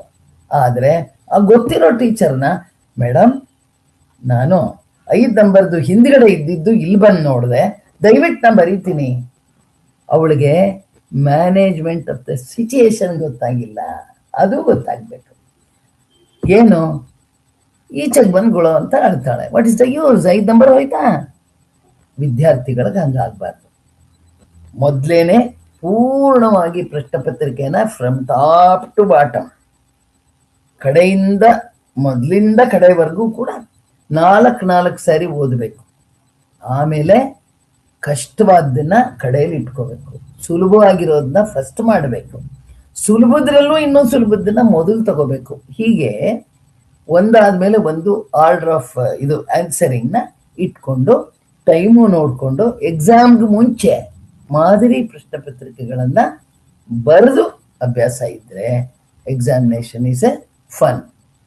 ಆಮೇಲೆ ರ್ಯಾಂಕ್ ಕಂಪ್ಯಾರಿಸನ್, ಆಗಲೇ ಹೇಳಿದೆ, ಇನ್ನೊಬ್ಬ ವಿದ್ಯಾರ್ಥಿ ರ್ಯಾಂಕ್ ತಗೋತಾನೆ, ನನಗೆ ಬರಲ್ಲ, ನನಗೆ ನಂಬರ್ ಕಡಿಮೆ, ನಾನು ಬರೀ 40% ಅವನು 100ಕ್ಕೆ 100 ತಗೋತಾನೆ. ನೋ, ಅವನಿಗೆ ಇರ್ತಕ್ಕಂಥ ಪ್ರತಿಭೆ ಬೇರೆ. Marks is not the media for development of the individual. Marks ಬೇಕು, ಸಮಾಜದಲ್ಲಿ ಮಾರ್ಕ್ಸು ಗುರ್ತಿಸೋಕ್ಕೋಸ್ಕರ ಬೇಕೇ ಹೊರತು ಕಂಪ್ಯಾರಿಸನ್ಗಲ್ಲ.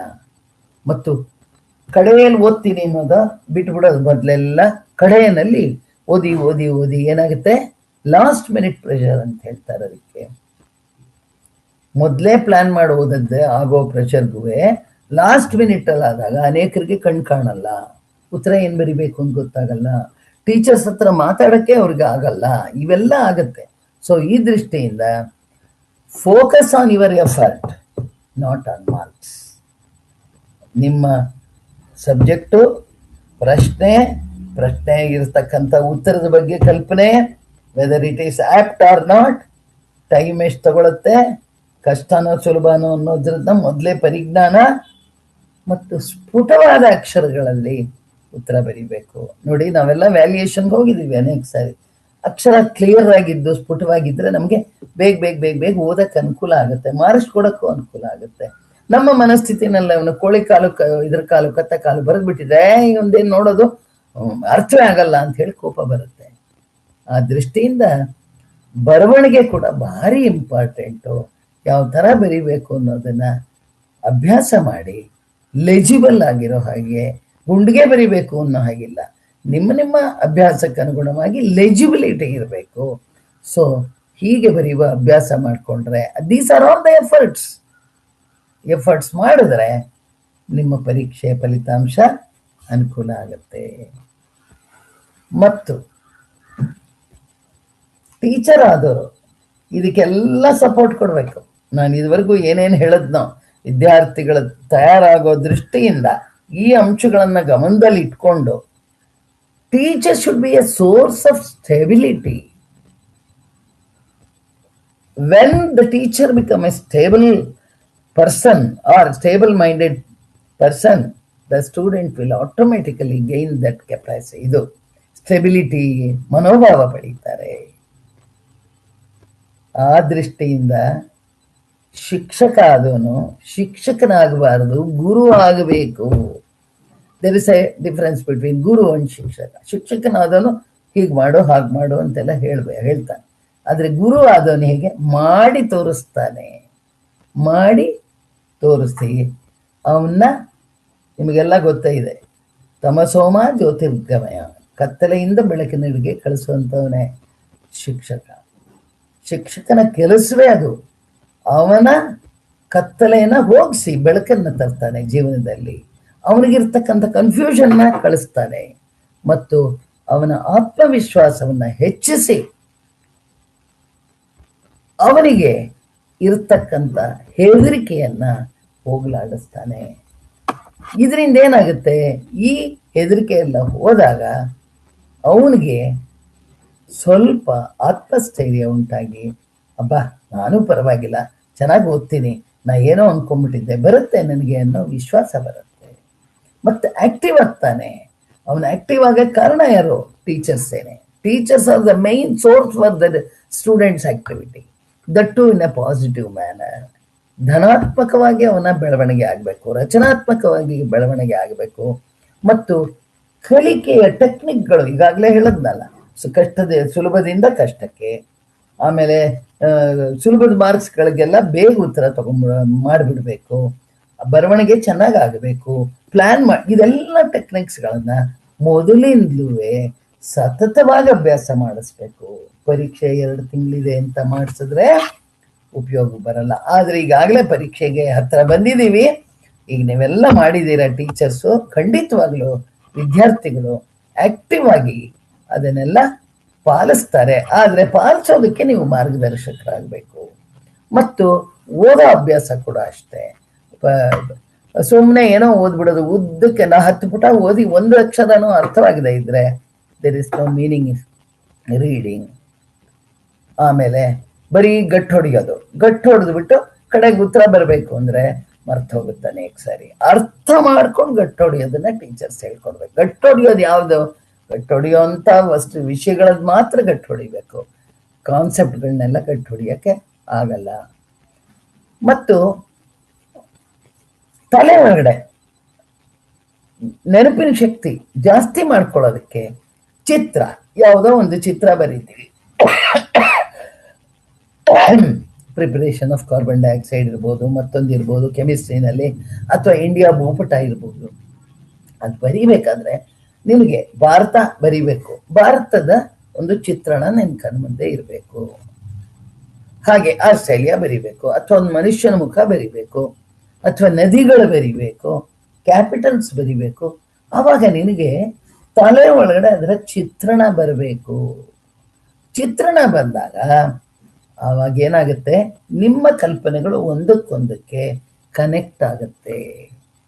ಆ ಮಾನಸಿಕವಾಗಿ ನಿಮ್ಮ ಮ್ಯಾಪಿಂಗ್ ಏನು ಚಿತ್ರಣ ಇರುತ್ತೋ ಅದನ್ನ ಕಾರ್ಯರೂಪಕ್ಕೆ ಇಳಿಸೋದಕ್ಕೆ ಅನುಕೂಲ ಆಗುತ್ತೆ. ಮತ್ತು ನಾನಾಗಲೇ ಹೇಳಿದೆ, ಪರೀಕ್ಷೆ ಪ್ರಶ್ನೆ ಪತ್ರಿಕೆಗಳನ್ನ 7, 8, 10 ಹಿಂದಿನ ವರ್ಷಗಳಲ್ಲಿ ಮಾಡಿರ್ತಕ್ಕಂಥದ್ದನ್ನ ಪ್ರಾಕ್ಟೀಸ್ ಮಾಡಬೇಕು, ಟೈಮ್ ಇಟ್ಕೋಬೇಕು. ನಂಬರ್ನ ಟೀಚರ್ಸ್ ಹತ್ರ ಅಥವಾ ತಿಳಿದಿರೋರ ಹತ್ರ ಎಷ್ಟು ನಂಬರ್ ಬರುತ್ತೆ ಅನ್ನೋದು ನೋಡಿಕೊಂಡು ಇವತ್ತು ಬಂದಿರೋದನ್ನ ನೆಕ್ಸ್ಟ್ ಎಕ್ಸಾಮ್ ಮಾಡಿದಾಗ ಅದು ಇಂಪ್ರೂವ್ ಆಗಬೇಕು. ಟೈಮ್ ಕಡಿಮೆ ಆಗಿತ್ತಾ ಟೈಮ್ ಇಂಪ್ರೂವ್ ಮಾಡೋದು ಮಾಡ್ಕೊಳ್ಳಿ. ನಂಬರ್ ಕಡಿಮೆ ಆಗಿತ್ತಾ ಎಲ್ಲಿ ತಪ್ಪಿದೆ, ಯಾವ್ದು ತಪ್ಪಿದೆ, ಎಷ್ಟನೇ ಕ್ವಶನ್ ಅಲ್ಲಿ ಇದೆ, ಏನು ಕಡಿಮೆ ಬರೆದಿದೆಯಾ, ಯಾವ್ದು ಇರಲೆವೆಂಟ್ ಆಗಿ ಬರೆದಿದೆಯಾ, ಇದನ್ನೆಲ್ಲ ಗುರುತಿಸ್ಕೊಂಡು ನೆಕ್ಸ್ಟ್ ಎಕ್ಸಾಮಿನೇಷನ್ ಅಲ್ಲಿ, ಅಂದ್ರೆ ಏನು ಹೇಳ್ತಾರೆ ಅದಕ್ಕೆ, ಪ್ರಾಕ್ಟೀಸ್ ಎಕ್ಸಾಮಿನೇಷನ್ ಅಲ್ಲಿ ಅದನ್ನ ಇಂಪ್ರೂವ್ ಮಾಡ್ಕೋಬಹುದು. ಮತ್ತೆ ಇನ್ನೂ ಒಂದು, ವಿದ್ಯಾರ್ಥಿಗಳು ಬರೀ ತನಗ್ ತಾನಾಗಿ 3 ಹೊತ್ತು ಓದ್ಕೊಳ್ಳೋದು, ಟೀಚರ್ ಹೇಳೋದು ಅಥವಾ ಪಾಠ ಮಾಡಿರೋದನ್ನು ಓದೋದು ಇಷ್ಟೇನಾ? ನೋ, ಇಷ್ಟಕ್ಕೆ ಮುಗಿಲಿಲ್ಲ.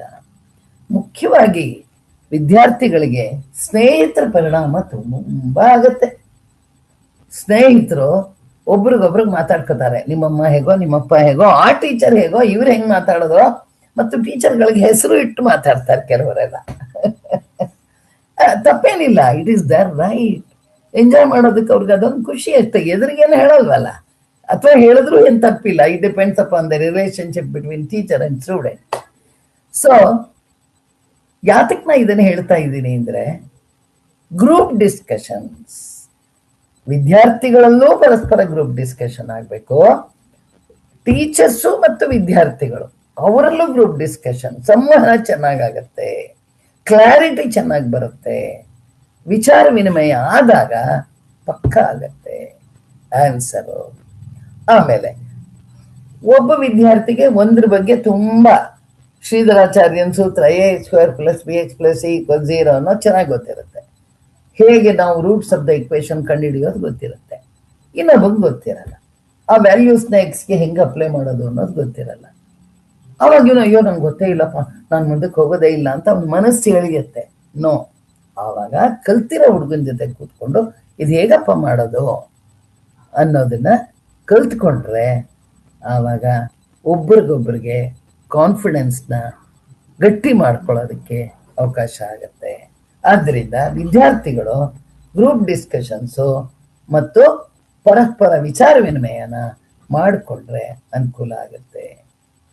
ಈಗಾಗಲೇ ಹೇಳಿದ್ದೀನಿ ಮ್ಯಾನೇಜ್ಮೆಂಟ್ ಆಫ್ ಟೈಮ್, ಅದರ ಬಗ್ಗೆ ಇನ್ನು ವಿಶೇಷವಾಗಿ ಹೇಳೋದಕ್ಕೆ ಏನಿಲ್ಲ. ಅಭ್ಯಾಸ, teachers should train the students ಅನ್ನೋದು ಒಂದು ಭಾಗ ಆದ್ರೂ ವಿದ್ಯಾರ್ಥಿಗಳು ತಮಗೆ ತಾವೇ ಟೈಮ್ ಮ್ಯಾನೇಜ್ಮೆಂಟ್ ಮಾಡೋದನ್ನ ಕಲ್ತ್ಕೋಬೇಕು.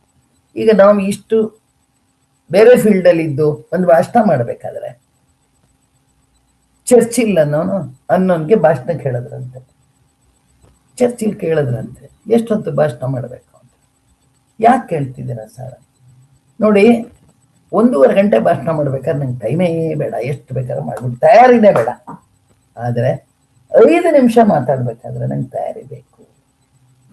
ಅರ್ಥ ಆಯ್ತಾ? ಇಲ್ಲಿ ಟೈಮ್ ಎಷ್ಟು ಇಂಪಾರ್ಟೆಂಟು ಅಂತ ಆ ಚರ್ಚಿಲ್ ಥರನೇ ನಾವು ಯೋಚನೆ ಮಾಡಬೇಕು. ಟೀಚರ್ಸ್ ಆದವರು ಮಾಡಬೇಕು, ವಿದ್ಯಾರ್ಥಿಗಳಿಗೂ ಅದನ್ನು ಹೇಳಬೇಕು. Time and answer both goes side by side. ಯಾವ್ದು ಎಡವಟ್ಟು ಆದರೂ ಆನ್ಸರ್ ಎಡವಟ್ಟು ಆಗಿಬಿಡುತ್ತೆ. ಸೊ ಅದರಿಂದ ವಿದ್ಯಾರ್ಥಿಗಳಿಗೆ ಅದನ್ನು ಮನವರಿಕೆ ಮಾಡಿಕೊಡ್ಬೇಕು. ಪ್ರಶ್ನೆ ಟೈಮು, ಯಾವ ಪ್ರಶ್ನೆಗೆ ಎಷ್ಟು time, so that they can cover the whole examination paper. ಹಂಗೆ ಅವ್ರಿಗೆ ಗೊತ್ತಾಗದೇ ಇದ್ರೆ ಟೈಮರ್ಸ್ ಇಟ್ಕೊಳ್ಳಿ. ಈ ಕಾಲದಲ್ಲೆಲ್ಲ ಇಷ್ಟು ಅಡ್ವಾನ್ಸ್ ಆಗಿರೋವಾಗ ಟೈಮರ್ಸ್ ಇಟ್ಕೊಂಡು ಮಾಡ್ಬೋದು. ಆಮೇಲೆ ಇನ್ನೊಂದು, 3 ಹೊತ್ತು ಓದು ಓದು ಓದು ಓದು ಅಂತ ಹೇಳ್ತಿದ್ರೆ ಇರಿಟೇಷನ್ ಬರುತ್ತೆ. ಅಂಥ ಸಂದರ್ಭದಲ್ಲಿ ಮಕ್ಕಳಿಗೆ ಅವರ ಮನಸ್ಸು ಉಲ್ಲಾಸ ಆಗುವಂಥ ಕೆಲಸವನ್ನು ಆಗಲೇ ನಾನು ಇದನ್ನು ಹೇಳಿದ್ದೀನಿ, ಇನ್ನೊಂದು ಸಾರಿ ಹೇಳ್ತಾ ಇದ್ದೀನಿ. ಅವ್ರಿಗೆ ಕಾನ್ಸಂಟ್ರೇಷನ್ ಹೆಚ್ಚಬೇಕಾದ್ರೆ ಸ್ವಲ್ಪ ಶಾರ್ಟ್ ಬ್ರೇಕ್ಸ್ ಬೇಕು. ಕೆಲವರಿಗೆ ಏನಾದ್ರು ತಿನ್ನಬೇಕು ಅನಿಸುತ್ತೆ, ಖಾರವಾಗಿ ತಿನ್ನಬೇಕು, ತಿನ್ನಲಿ ಬಿಡಿ, ಏನು ತೊಂದರೆ ಇಲ್ಲ, ಅವನ ಆರೋಗ್ಯ ಕೇಳಿದ್ರೆ ತಿನ್ನಲಿ. ಮತ್ತು ಕೆಲವರಿಗೆ ಜ್ಯೂಸ್ ಕುಡಿಬೇಕು ಅನಿಸುತ್ತೆ, ಮತ್ತು ಕೆಲವರಿಗೆ ಹೋಗ್ಬಿಟ್ಟು ಒಂಚೂರು ಆಟ ಆಡ್ಕೊಂಬಂದ್ಬಿಡ್ತೀನಿ ಅನಿಸುತ್ತೆ. ಹೀಗೆ ಒಂದೊಂದು ವಿದ್ಯಾರ್ಥಿಗಳಿಗೆ ಒಂದೊಂದು ರೀತಿಯ ಮಾನಸಿಕ ಸ್ಥಿತಿ ಇರುತ್ತೆ ಮತ್ತು ಶಾರ್ಟ್ ಬ್ರೇಕ್ಸ್ ಬೇಕಾಗತ್ತೆ. ಅದನ್ನು ನಾವು ಗುರುತಿಸಿ ಟೀಚರ್ಸ್ ಆದವರು ನಮ್ಮ ಬ್ರೇಕ್ಸ್ನ ಕೊಡಬೇಕಾಗುತ್ತೆ. ಮತ್ತು ಎಲ್ಲ ಪ್ರಶ್ನೆನೂ ಉತ್ತರಿಸ್ಬೇಕು ಅಂತನ್ನೋದು ಇಲ್ಲ. ಯಾಕೆ ನಾ ಇದನ್ನು ಹೇಳ್ತಿದ್ದೀನಿ ಅಂದರೆ, ಕೆಲವು ಮಕ್ಕಳು 100 ನಾನು ಅಟೆಂಡ್ ಮಾಡಿಲ್ಲ ಅಂತ ಅಂತ ಹೇಳ್ತಾರೆ. 98 ಅಟೆಂಡ್ ಮಾಡೋದು ಕರೆಕ್ಟಾಗಿ ಮಾಡಿದ್ರು ಇಟ್ಸ್ ಎ ಸಕ್ಸಸ್. 2 ನಂಬರ್ ಬರದೇ ಇದ್ರೆ ಏನು ಪ್ರಾಣ ಹೋಗಲ್ಲ. ಆದ್ದರಿಂದ ವಿದ್ಯಾರ್ಥಿಗಳಿಗೆ ಎಲ್ಲ ಕ್ವಶನ್ನು ಆನ್ಸರ್ ಮಾಡಬೇಕು ಅನ್ನೋದು ಒಂದು ಭಾಗ. ಆದರೆ ನಿನ್ನ ಎಬಿಲಿಟಿನಲ್ಲಿ, ನಿನ್ನ ತಯಾರಿನಲ್ಲಿ ಎಷ್ಟು ಮಾಡ್ಲಿಕ್ಕೆ ಸಾಧ್ಯ ಅದನ್ನು ನೀನು ಆತ್ಮವಿಶ್ವಾಸದಿಂದ ಯಾವ ರೀತಿ ಮಾಡ್ತೀಯಾ, ದಟ್ ಈಸ್ ಇಂಪಾರ್ಟೆಂಟ್. ಆದ್ದರಿಂದ ನೀನು ಟೈಮ್ನ ಸರಿಯಾಗಿ ಅಡ್ಜಸ್ಟ್ ಮಾಡಿಕೊಂಡು, ವಿಚಾರವನ್ನು ಅರ್ಥ ಮಾಡಿಕೊಂಡು, ಟೈಮ್ ಸೆಟ್ ಮಾಡಿಕೊಂಡು, ಪರೀಕ್ಷೆ ಪ್ರಶ್ನೆ ಪತ್ರಿಕೆಗಳನ್ನು, ಮಾದರಿ ಪ್ರಶ್ನೆ ಪತ್ರಿಕೆಗಳನ್ನು ಉತ್ತರಿಸಿಕೊಂಡು ನಿನ್ನ ಆತ್ಮವಿಶ್ವಾಸವನ್ನು ಬೆಳೆಸಬೇಕು ಅನ್ನೋದನ್ನು ಅಧ್ಯಾಪಕರು ವಿದ್ಯಾರ್ಥಿಗಳಿಗೆ ತಮ್ಮ ಜಾಣತನದಿಂದ ತಯಾರು ಮಾಡಬೇಕಾಗುತ್ತೆ. ಆಮೇಲೆ ಎಲ್ಲದಕ್ಕಿಂತ ಮುಖ್ಯವಾಗಿ ವಿದ್ಯಾರ್ಥಿಗಳಿಗೆ ಪರೀಕ್ಷೆ ಟೈಮ್ ಬಂದ ತಕ್ಷಣ ಲೂಸ್ ಮೋಷನ್ನು, ತಲೆನೋವು, ಈಗಾಗಲೇ ಹೇಳಿದ್ನಲ್ಲ, these are all due to mental stress. ಆದ್ದರಿಂದ ಹೆಲ್ತ್ ಈಸ್ ವೆರಿ ಇಂಪಾರ್ಟೆಂಟ್. ಆರೋಗ್ಯವೇ ಭಾಗ್ಯ. ಅದರಲ್ಲೂ ಎಕ್ಸಾಮಿನೇಷನ್ ಪೀರಿಯಡ್ ಅಲ್ಲಿ health plays a very crucial role in their ability to perform well in the examination. ಅದನ್ನು ನಾವು ವಿದ್ಯಾರ್ಥಿಗಳಿಗೆ ಹೇಳಬೇಕು. ಆ ಟೈಮ್ನಲ್ಲಿ ಕೆಲವು ಮಕ್ಕಳಿಗೆ ಕೋಲ್ಡ್ ಆಗಲ್ಲ, 3 ಐಸ್ ಕ್ರೀಮ್ ತಿನ್ನೋದು, ಆ ಟೈಮಲ್ಲಿ ಮಲಗಿಬಿಡೋದು. ಆಮೇಲೆ ನಿದ್ದೆ ಕೆಲವು ಮಕ್ಕಳಿಗೆ ಬೇಕಾಗುತ್ತೆ, ಇರೋದಕ್ಕಿಂತ ನಾರ್ಮಲ್ಗಿಂತ ಜಾಸ್ತಿ ನಿದ್ದೆ ಬೇಕಾಗುತ್ತೆ ಕೆಲವು ಮಕ್ಕಳಿಗೆ. ನಿದ್ದೆ ಚೆನ್ನಾಗಿ ಮಾಡಿದ್ರೆ ಅವ್ರು ಚೆನ್ನಾಗಿ ಉತ್ತರ ಕೊಡ್ತಾರೆ. ಅಂತ ಮಕ್ಕಳಿಗೆ ನಿದ್ದೆ ಮಾಡಲಿ. ಇಂಪ್ರೂವ್ ಮೆಮೊರಿ, ರಿಟೆನ್ಷನ್ ಜಾಸ್ತಿ ಆಗುತ್ತೆ, ಜಾಸ್ತಿ they can improve their memory. ಮತ್ತು ಒಳ್ಳೆ ಆಹಾರ, ನ್ಯೂಟ್ರಿಷಿಯಸ್ ಫುಡ್, ಶರೀರಕ್ಕೆ ವಿಭಿನ್ನವಾಗಿ ಬೇರೆ ಬೇರೆ ವಿದ್ಯಾರ್ಥಿಗಳಿಗೆ ಬೇರೆ ಬೇರೆ ರೀತಿಯ ಶರೀರ ಇರುತ್ತೆ, ಆರೋಗ್ಯ ಇರುತ್ತೆ. ಅದಕ್ಕನುಗುಣವಾದ ಊಟವನ್ನ, ಶಕ್ತಿನ ಉಳಿಸ್ಕೊಳ್ಳೋ ಅಂಥ ಊಟವನ್ನ ಮಾಡಿ ಅಂತ ಹೇಳ್ಬೇಕು. ಅವ್ರ ಅಪ್ಪ ಅಮ್ಮಂಗೆ ಗೊತ್ತಿರುತ್ತೆ. ಆದರೆ ನೀವೇನ್ ಮಾಡಬೇಕು? Teachers very important role is doing counselling with the parents. ಅವರ ಆಹಾರ ಏನು ತಿಂತಿದ್ದಾರೆ, ಅವ್ರ ಶರೀರಕ್ಕೆ ಏನು ಆಹಾರ ಆಗುತ್ತೆ, ನಿದ್ದೆ ಮಾಡ್ತಾ ಇದ್ದಾರೋ ಇಲ್ವೋ, ಓದೋದಕ್ಕೆ ಯಾವ ರೀತಿ ಶ್ರಮ ತಗೋತೀವಿ, ಇದೆಲ್ಲವನ್ನು ಕೂಡ ನೀವು ಕೌನ್ಸಿಲಿಂಗ್ ಮೂಲಕ ಮಾಡಬೇಕಾಗತ್ತೆ. ಒಂದು. ಇನ್ನೊಂದು, ನೀರು ಹೆಚ್ಚಿಗೆ ಕುಡಿಯಲ್ಲ ವಿದ್ಯಾರ್ಥಿಗಳು. ಆದ್ರಿಂದ ನೀರನ್ನ ಹೆಚ್ಚಿಗೆ ಕುಡಿದು ಅವ್ರಿಗೆ, ಯಾತಕ್ಕೆ ಅಂದರೆ ನೀರು ಜಾಸ್ತಿ ಕುಡಿದಾಗ ಜಯಾಪಚಯ ಕ್ರಿಯೆಗಳು ಚೆನ್ನಾಗಾಗತ್ತೆ, ಡೈಜೆಷನ್ ಚೆನ್ನಾಗಾಗತ್ತೆ, ಅಲರ್ಟ್ನೆಸ್ ಜಾಸ್ತಿ ಬರುತ್ತೆ. ಆದ್ದರಿಂದ ಸ್ಟೇ ಹೈಡ್ರೇಟೆಡ್. ಮತ್ತು ಫಿಸಿಕಲ್ ಆಕ್ಟಿವಿಟೀಸ್ಗೆ ಪ್ರೋತ್ಸಾಹ ಕೊಡಬೇಕು. ಆಗಲೇ ನಾ ಹೇಳಿದೆ, ಆಟ ಪಾಠ. ಕೆಲವು ಮಕ್ಕಳು ಕ್ರಿಕೆಟ್ ತುಂಬ ಇಷ್ಟ ಇರುತ್ತೆ, ಫುಟ್ಬಾಲ್ ತುಂಬ ಇಷ್ಟ ಇರುತ್ತೆ. Let them do it. ಓದೋದ್ರ ಜೊತೆಗೆ ಅದು ಮಾಡಲಿ. ಅವಾಗ ಏನಾಗುತ್ತೆ, ಅವರ ಸ್ಟ್ರೆಸ್ಸು ಕಡಿಮೆ ಆಗುತ್ತೆ. ಹೀಗೆ ನಾವು ವಿದ್ಯಾರ್ಥಿಗಳಿಗೆ ಫಿಸಿಕಲಿ, ಮೆಂಟಲಿ ಕಾಮ್ನೆಸ್ ಬರೋ ಹಾಗೆ, ಸ್ಟ್ರೆಸ್ ಕಡಿಮೆ ಆಗೋ ಹಾಗೆ ಮಾಡಬೇಕಾಗತ್ತೆ. ಆಮೇಲೆ ಎಲ್ಲದಕ್ಕಿಂತ ಮುಖ್ಯವಾದ ಪಾಯಿಂಟು ಬಂದ್ಬಿಡ್ತಪ್ಪ ಪರೀಕ್ಷೆ ದಿನ ಏನಪ್ಪ ಮಾಡೋಣ? ಅಯ್ಯೋ, ಮುಗಿದ್ರೆ ಸಾಕು. ಅಪ್ಪ ಅಮ್ಮಗೆ ಪರೀಕ್ಷೆ, ಮಕ್ಕಳಿಗೆ ಇನ್ನೊಂದು ಥರ ಅವ್ರಿಗೆ ಟೆನ್ಷನು. ಅದಕ್ಕಿಂತ ಮುಖ್ಯವಾಗಿ ಈಗ ಪ್ಯಾರೆಂಟ್ಸ್ಗಳ ಟೆನ್ಷನ್ ನೋಡೋಕ್ಕಾಗಲ್ಲ. ಏನು ಎಲ್ಲ ರೀತಿಯ ಅನುಕೂಲಗಳನ್ನು ಕೊಟ್ಟು ಅವ್ರಿಗೆ ಹುರಿದುಂಬಿಸೋದು ಮಾಡೋದು, ಅದೇನಾಗುತ್ತೆ, ಇನ್ನೂ ಜಾಸ್ತಿ ಪ್ರೆಷರ್ ಆಗುತ್ತೆ.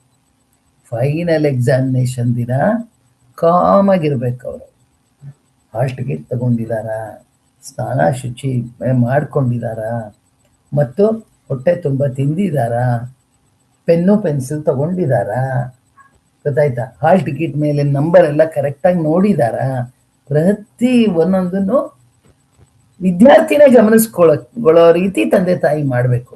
ಮಾಡಿದ್ಯೇನೋ ಅಂತಲ್ಲ, ಮೊದಲೇ ಅವ್ರ ಮಾನಸಿಕತೆಯನ್ನು ತಯಾರು ಮಾಡಿರ್ಬೇಕು. ಆಮೇಲೆ ಟೀಚರ್ಸು ಕೂಡ ಇದರಲ್ಲಿ ಕಾಮ್ ಆಗಿದ್ದು, ಮೊದಲೇ ಹಾಲ್ ಟಿಕೆಟ್ಸ್ ಏನೋ ಕೊಡ್ತೀವಲ್ಲ ಪಬ್ಲಿಕ್ ಎಕ್ಸಾಮಿನೇಷನ್ಗೆ, ಆ ಸಂದರ್ಭದಲ್ಲಿ ಏನೇನು ರೂಲ್ಸ್ ಫಾಲೋ ಮಾಡಬೇಕು, ಯಾವ ಥರ ಫಿಲಪ್ ಮಾಡಬೇಕಾಗತ್ತೆ ಆನ್ಸರ್ ಶೀಟ್ನ, ಇದನ್ನೆಲ್ಲ ಅದನ್ನು ಕೂಡ ಹೇಳ್ಕೊಡ್ಬೇಕು. ಆಮೇಲೆ ಎಕ್ಸಾಮಿನೇಷನ್ ಸೆಂಟ್ರಿಗೆ ಯಾವ ರೀತಿ ಎಷ್ಟೊತ್ತಿಗೆ ಹೋಗ್ಬೇಕು, ಎಷ್ಟು ಹೊತ್ತು ಮುಂಚೆ ಹೋಗಬೇಕು, ಮತ್ತು ಆನ್ಸರ್ ಪೇಪರಲ್ಲಿ ಈಗ ಅಕಸ್ಮಾತ್ ಪೇಪರ್ ಸಾಕಾಗಲಿಲ್ಲ, ಎದ್ದು ನಿಂತು ಕೇಳಬೇಕು ಟೀಚರ್ನ, ನನಗೆ ಪೇಪರ್ ಬೇಕು ಅಂತ. ಅಥವಾ ಪೆನ್ನು ಬರೀಲಿಲ್ಲ, ನೋ ಗಾಬರಿ, ಪೆನ್ನು ಏನೋ ಒಂದು ಮಾಡಿಕೊಡ್ತಾರೆ ಟೀಚರ್ಸು, ನೀವು ಕೊಡಬೇಕು ಟೀಚರ್ಸ್ ಆದವರು. ವಿದ್ಯಾರ್ಥಿಗಳಿಗೆ ಅವಾಗ ಏನಾಗುತ್ತೆ, ಅಧ್ಯಾಪಕರು ನಮಗೆ ಬೆನ್ನಿಗೆ ನಿಲ್ತಾರೆ, ಸಪೋರ್ಟಿಗೆ ನಿಲ್ತಾರೆ ಅಂತ ಹೇಳಿ ಎಲ್ಲವನ್ನೂ ಕೂಡ ಅವರು ಮ್ಯಾನೇಜ್ ಮಾಡ್ತಾರೆ. ಮತ್ತು ಸರಿಯಾದ ಸಮಯದಲ್ಲಿ ಸರಿಯಾದ ಉತ್ತರವನ್ನು, ಪ್ರಶ್ನೆ ಪತ್ರಿಕೆಯಲ್ಲಿ ಇರತಕ್ಕಂಥ ಅಂಕಗಳನ್ನು ಕೂಡ ನೋಡಿ ಪೂರ್ಣವಾಗಿ ಮಾಡ್ತಾರೆ. ಇದು ಫೈನಲ್ ಎಕ್ಸಾಮಿನೇಷನ್ನಲ್ಲಿ ಮಾತ್ರ ಗಮನ ಇಟ್ಕೋಬೇಕು.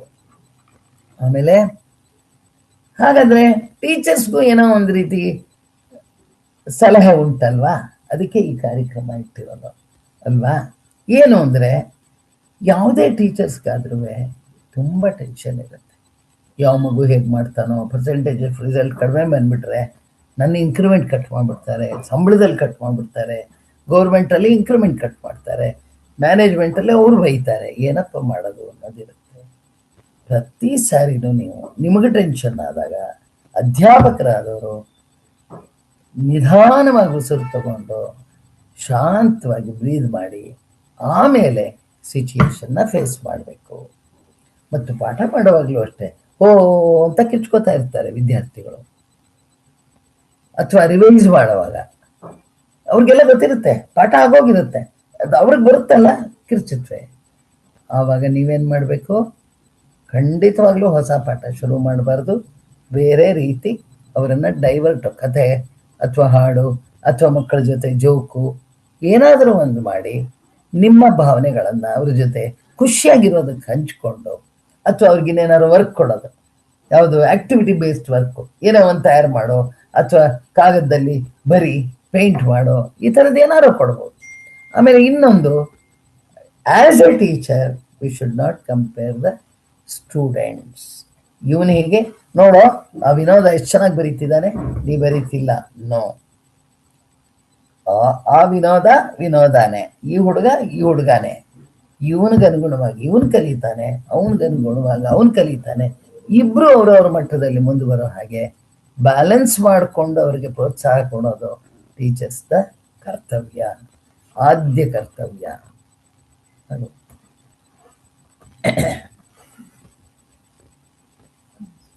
ದಯವಿಟ್ಟು ಟೀಚರ್ಸ್ಗಳು ಇನ್ನೂ ಕೆಲವು ಅಂಶವನ್ನ ಗಮನದಲ್ಲಿಟ್ಕೋಬೇಕು ಅಂತ ಹೇಳ್ತಿದ್ದೀನಿ.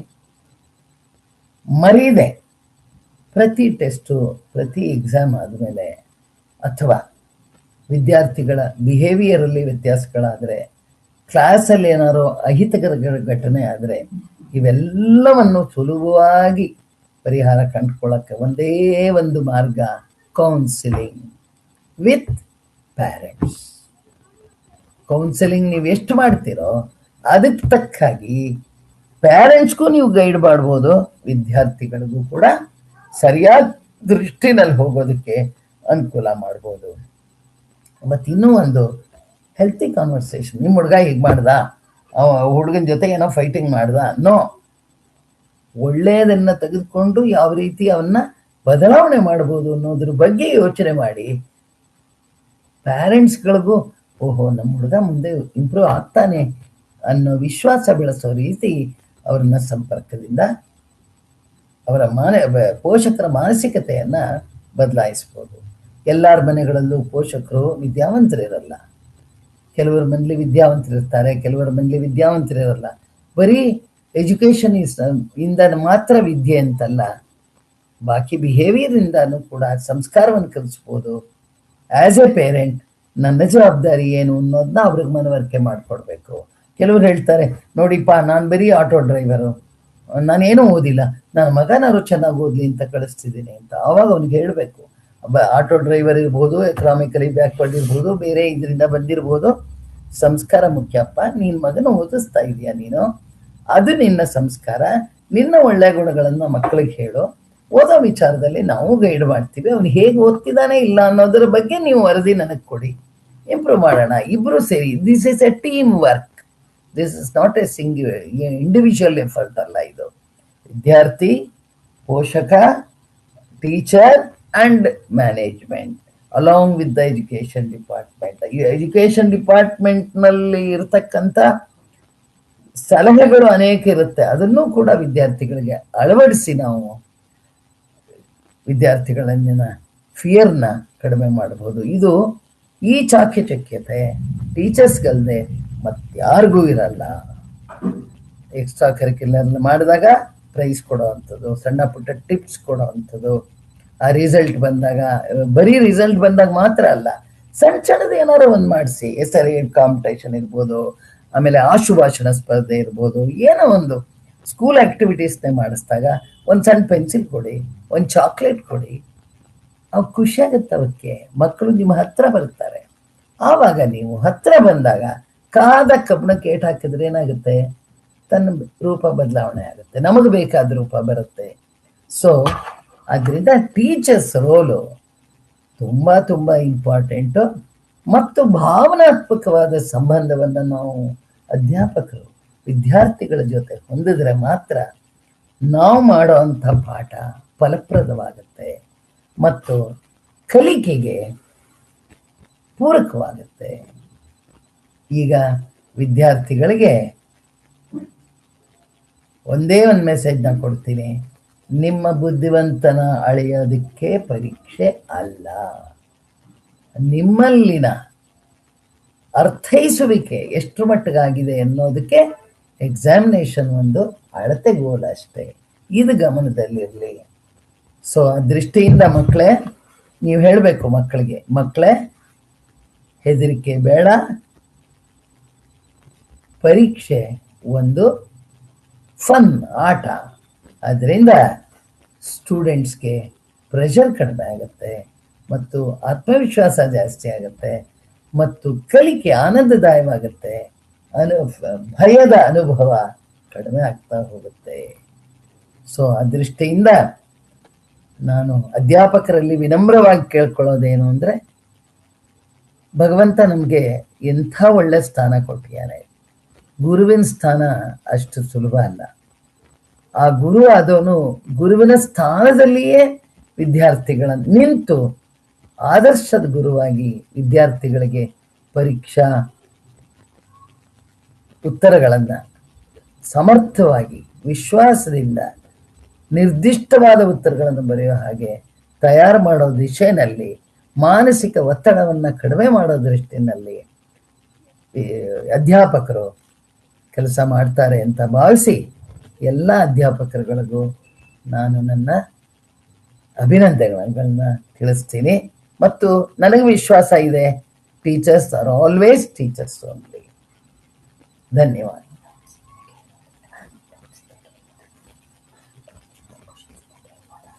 ಮತ್ತು ನಿಮ್ಮಲ್ಲಿ ಏನಾದರೂ ಕ್ವಶನ್ಸ್ ಇದ್ರೆ ದಯವಿಟ್ಟು ಕೇಳಬಹುದು. Thank you ma'am. ತುಂಬಾ ಚೆನ್ನಾಗಿ ಏನು ಶಿಕ್ಷಕರ ಈಗಿನ ಪರಿಸ್ಥಿತಿ ಮತ್ತು ಮಕ್ಕಳ ಬಗ್ಗೆ ತುಂಬಾ ಚೆನ್ನಾಗಿ ಮಾತಾಡಿದ್ರಿ. ಶಿಕ್ಷಕರಿಗೆ ಏನಾದ್ರು ಪ್ರಶ್ನೆಗಳಿದ್ರೆ ಈಗ ನಾವು ತಗೊಳ್ಳೋಣ. ಹ್ಯಾಂಡ್ ರೈಸ್ ಮಾಡ್ಬೋದು ಅಥವಾ ಎಲ್ರಿಗೂ ಕೂಡ ಅನ್ಮ್ಯೂಟ್ ಆಪ್ಷನ್ ನಾನು ಮಾಡ್ಬೋದು. ಇನ್ನೊಂದು ಹೇಳ್ಬೇಕು ಮ್ಯಾಮ್, ನಾನು ಇಲ್ಲಿ ನೋಟಿಸ್ ಮಾಡಿದ್ದು, ನನ್ನ ಗಮನನೂ ಕೂಡ ಆ ಕಡೆ ಈ ಕಡೆ ಹೋಗಿಲ್ಲ, ಅಷ್ಟು ಚೆನ್ನಾಗಿ ಮಾತಾಡಿದ್ರಿ. ನಮ್ ಶಿಕ್ಷಕರು ಕೂಡ ಯಾರು ಲೆಫ್ಟ್ ಆಗಿಲ್ಲ ಸೆಷನ್ ಇಂದ, ಎಲ್ರೂ ಇದ್ದಾರೆ. ಅದೊಂದು ನಾನು ಕೂಡ ಈಗ ಶಿಕ್ಷಕರಾಗೆ ಮಾಡಿರೋದು ನನ್ನ ದೃಷ್ಟಿನಲ್ಲಿ ಮಾಡ್ತಿರೋದ್ರಿಂದ I am a guiding force for them, that's all. Okay, questions ಏನಾರ ಇದ್ರೆ ಕೇಳಬಹುದು. ಹಾ, ಶಿಕ್ಷಕರಿಗೆ ಯಾರಾದ್ರೂ ಪ್ರಶ್ನೆ ಇದ್ರೆ ಚಾಟ್ ಬಾಕ್ಸ್ ಅಲ್ಲೂ ಹಾಕ್ಬೋದು, ಮತ್ತೆ ಹ್ಯಾಂಡ್ ರೈಸ್ ಮಾಡ್ಬೋದು. ಎಲ್ರಿಗೂ ಅನ್ಮ್ಯೂಟ್ ಆಪ್ಷನ್ ನಾನು ಕೊಡ್ತೀನಿ, ಅದ್ರಾಗ ನಾವು ಮಾತಾಡ್ಬೋದು.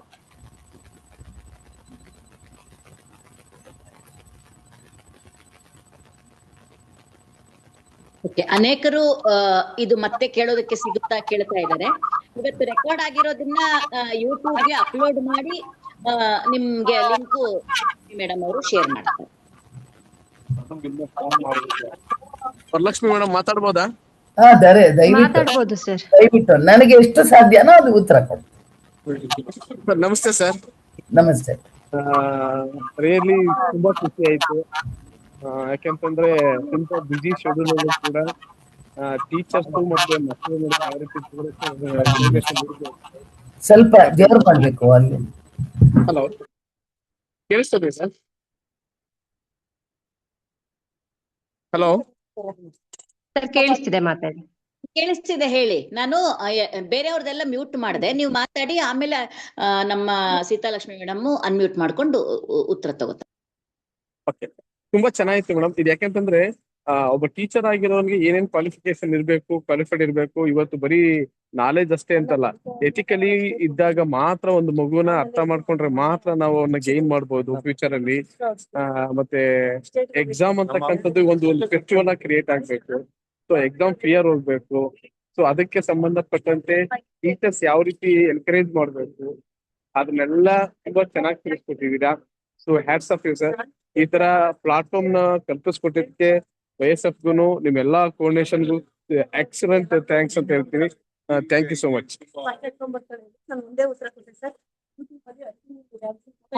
ಸೀತಾಲಕ್ಷ್ಮಿ ಮೇಡಮ್ ಅನ್ಮ್ಯೂಟ್ ಮಾಡ್ಕೊಳ್ಳಿ, ನೀವು ಮ್ಯೂಟ್ ಆಗಿದ್ರಿ. ಹೇಳಿ ಮೇಡಮ್. ಹಾಗೆ ಇನ್ನೊಂದು ಪ್ರಶ್ನೆ ಇದೆ, ಬಹಳ ಚೆನ್ನಾಗಿದೆ. ಹರ್ಷ ಅನ್ನೋರು ಕೇಳಿದ್ದಾರೆ, madam how to get the students to score 95 and above, ಅದಕ್ಕೆ ಟಿಪ್ಸ್ ಕೊಡಿ ಅಂತ. ಈಗ ತಾನೇ ನಾನು ಮಾತಾಡಿದ್ದಕ್ಕೆ ಕಾಂಟ್ರವರ್ಷಿಯಲ್ ಆಗಿ ಮಾತಾಡ್ಬೇಕು ಖಂಡಿತ. ಯಾಕೆಂದ್ರೆ ಜಾಸ್ತಿ ನಂಬರ್ ತಗೊಳ್ಬೇಕು ಅನ್ನೋದು ಖಂಡಿತ ಇದೆ. ಈಗ ನಾನು ಏನೇನು ಹೇಳಿದನೋ ಅದನ್ನೆಲ್ಲ ಪ್ರಾಕ್ಟೀಸ್ ಮಾಡಿ ಕೃತಿ ರೂಪಕ್ಕೆ ತಂದ್ರೆ ಆ ವಿದ್ಯಾರ್ಥಿಗೆ ಖಂಡಿತವಾಗ್ಲೂ 96 ಬರುತ್ತೆ. The thing is number phobia ಆಗಬಾರ್ದು, ಅದು ವಿದ್ಯಾರ್ಥಿ ಮನಸ್ಥಿತಿ ಮೇಲೆ ಪರಿಣಾಮ ಬೀರಬಾರ್ದು. ಇಫ್ ದ ವಿದ್ಯಾರ್ಥಿ ಈಸ್ ಸೋ ಕಾನ್ಫಿಡೆಂಟ್, ಅವಾಗ ಏನು ಅಂದ್ರೆ ನಿಖರವಾದ ಉತ್ತರ, ಕಾನ್ಸೆಪ್ಟ್ ಕರೆಕ್ಟಾಗಿ ಅರ್ಥ ಮಾಡಿಕೊಂಡು ಎಷ್ಟು ಬೇಕೋ ಅಷ್ಟೇ ಬರಿಬೇಕು. ಜಾಸ್ತಿ ಸುತ್ತಿ ಬಳಸಿ ಇಲ್ಲದೆ ಇರೋ ಪುರಾಣ ಎಲ್ಲ ಬರಿಬಾರ್ದು. ಆವಾಗ ಆಪ್ಟ್ ಆಗಿರ್ಬೇಕು. ಇದನ್ನ ಉತ್ತರ ಆಪ್ಟ್ ಆಗಿದ್ದಾಗ ಖಂಡಿತ ಆನ್ಸರ್ ಇದು ನಂಬರ್ ಕೊಡೋರ್ಗೆ ಆನಂದ ಆಗುತ್ತೆ. ಆ ದೃಷ್ಟಿನಲ್ಲಿ 96 ಬರೋದು ದಟ್ಸ್ ನಾಟ್ ಅ ಪ್ರಾಬ್ಲಮ್. ಆದ್ರೆ ಸತತವಾದ ಅಭ್ಯಾಸ, that is very important. Perfection. ಈಗ ನಾವು ಭಗವದ್ಗೀತೆ ಕಲಿತೀವಿ ಅನ್ಕೊಳ್ಳಿ. ಭಗವದ್ಗೀತೆನಲ್ಲಿ ಒಂದೊಂದು ಅಧ್ಯಾಯವನ್ನು ನಾವೇನ್ ಮಾಡ್ತೀವಿ, ಪದೇ ಶ್ಲೋಕಗಳನ್ನ ರಿಪೀಟ್ ಮಾಡ್ತೀವಿ. ರಿಪೀಟ್ ಮಾಡದೇ ಇದ್ರೆ ಏನಾಗುತ್ತೆ, ಕನ್ಫ್ಯೂಷನ್ ಆಗುತ್ತೆ. ಹಂಗಾಗಬಾರದು. ಸತತ ಅಭ್ಯಾಸ ಮತ್ತು ಬರವಣಿಗೆ ಮೂಲಕ ಅದನ್ನ ಅಭ್ಯಾಸ ಮಾಡಬೇಕು. ಬರವಣಿಗೆ ಆದ್ರೆ ನಿಮಗೆ ಟೈಮ್ ಗೊತ್ತಾಗುತ್ತೆ, ಟೈಮ್ ಮ್ಯಾನೇಜ್ಮೆಂಟು ಗೊತ್ತಾಗುತ್ತೆ. ಅದನ್ನ ಕಾನ್ಸ್ಟೆಂಟ್ ಟೀಚರ್ಸ್ಗಳಿಗೆ ತೋರಿಸಿ ಅಥವಾ ಬೇರೆ ಗೊತ್ತಿರೋ ಅಂಥವ್ರಿಗೆ ತೋರಿಸಿ ಸರಿಯಾ ತಪ್ಪ ಇನ್ನೇನು ಇಂಪ್ರೂವ್ಮೆಂಟ್ ಮಾಡ್ಕೋಬೇಕು, ಈ ರೀತಿ ಮಾಡ್ತಾ ಹೋದ್ರೆ 96 ಅಲ್ಲ 100 ಔಟ್ ಆಫ್ 100. ಅನೇಕ ಇದರಲ್ಲೂ 100 ಔಟ್ ಆಫ್ 100 ಕೊಟ್ಟಿದ್ದಾರೆ. That's not a problem. But ನಿಖರತೆ ಸತತ ಅಭ್ಯಾಸ ಇದೊಂದೇ ಉತ್ತರ ಅದಕ್ಕೆ. ಅಲ್ಲಿ ಒಬ್ಬರು ಪ್ರಶ್ನೆ ಕೇಳಿದಾರೆ. Some parents are not coming to school even though we call them for that, what is the solution ma'am?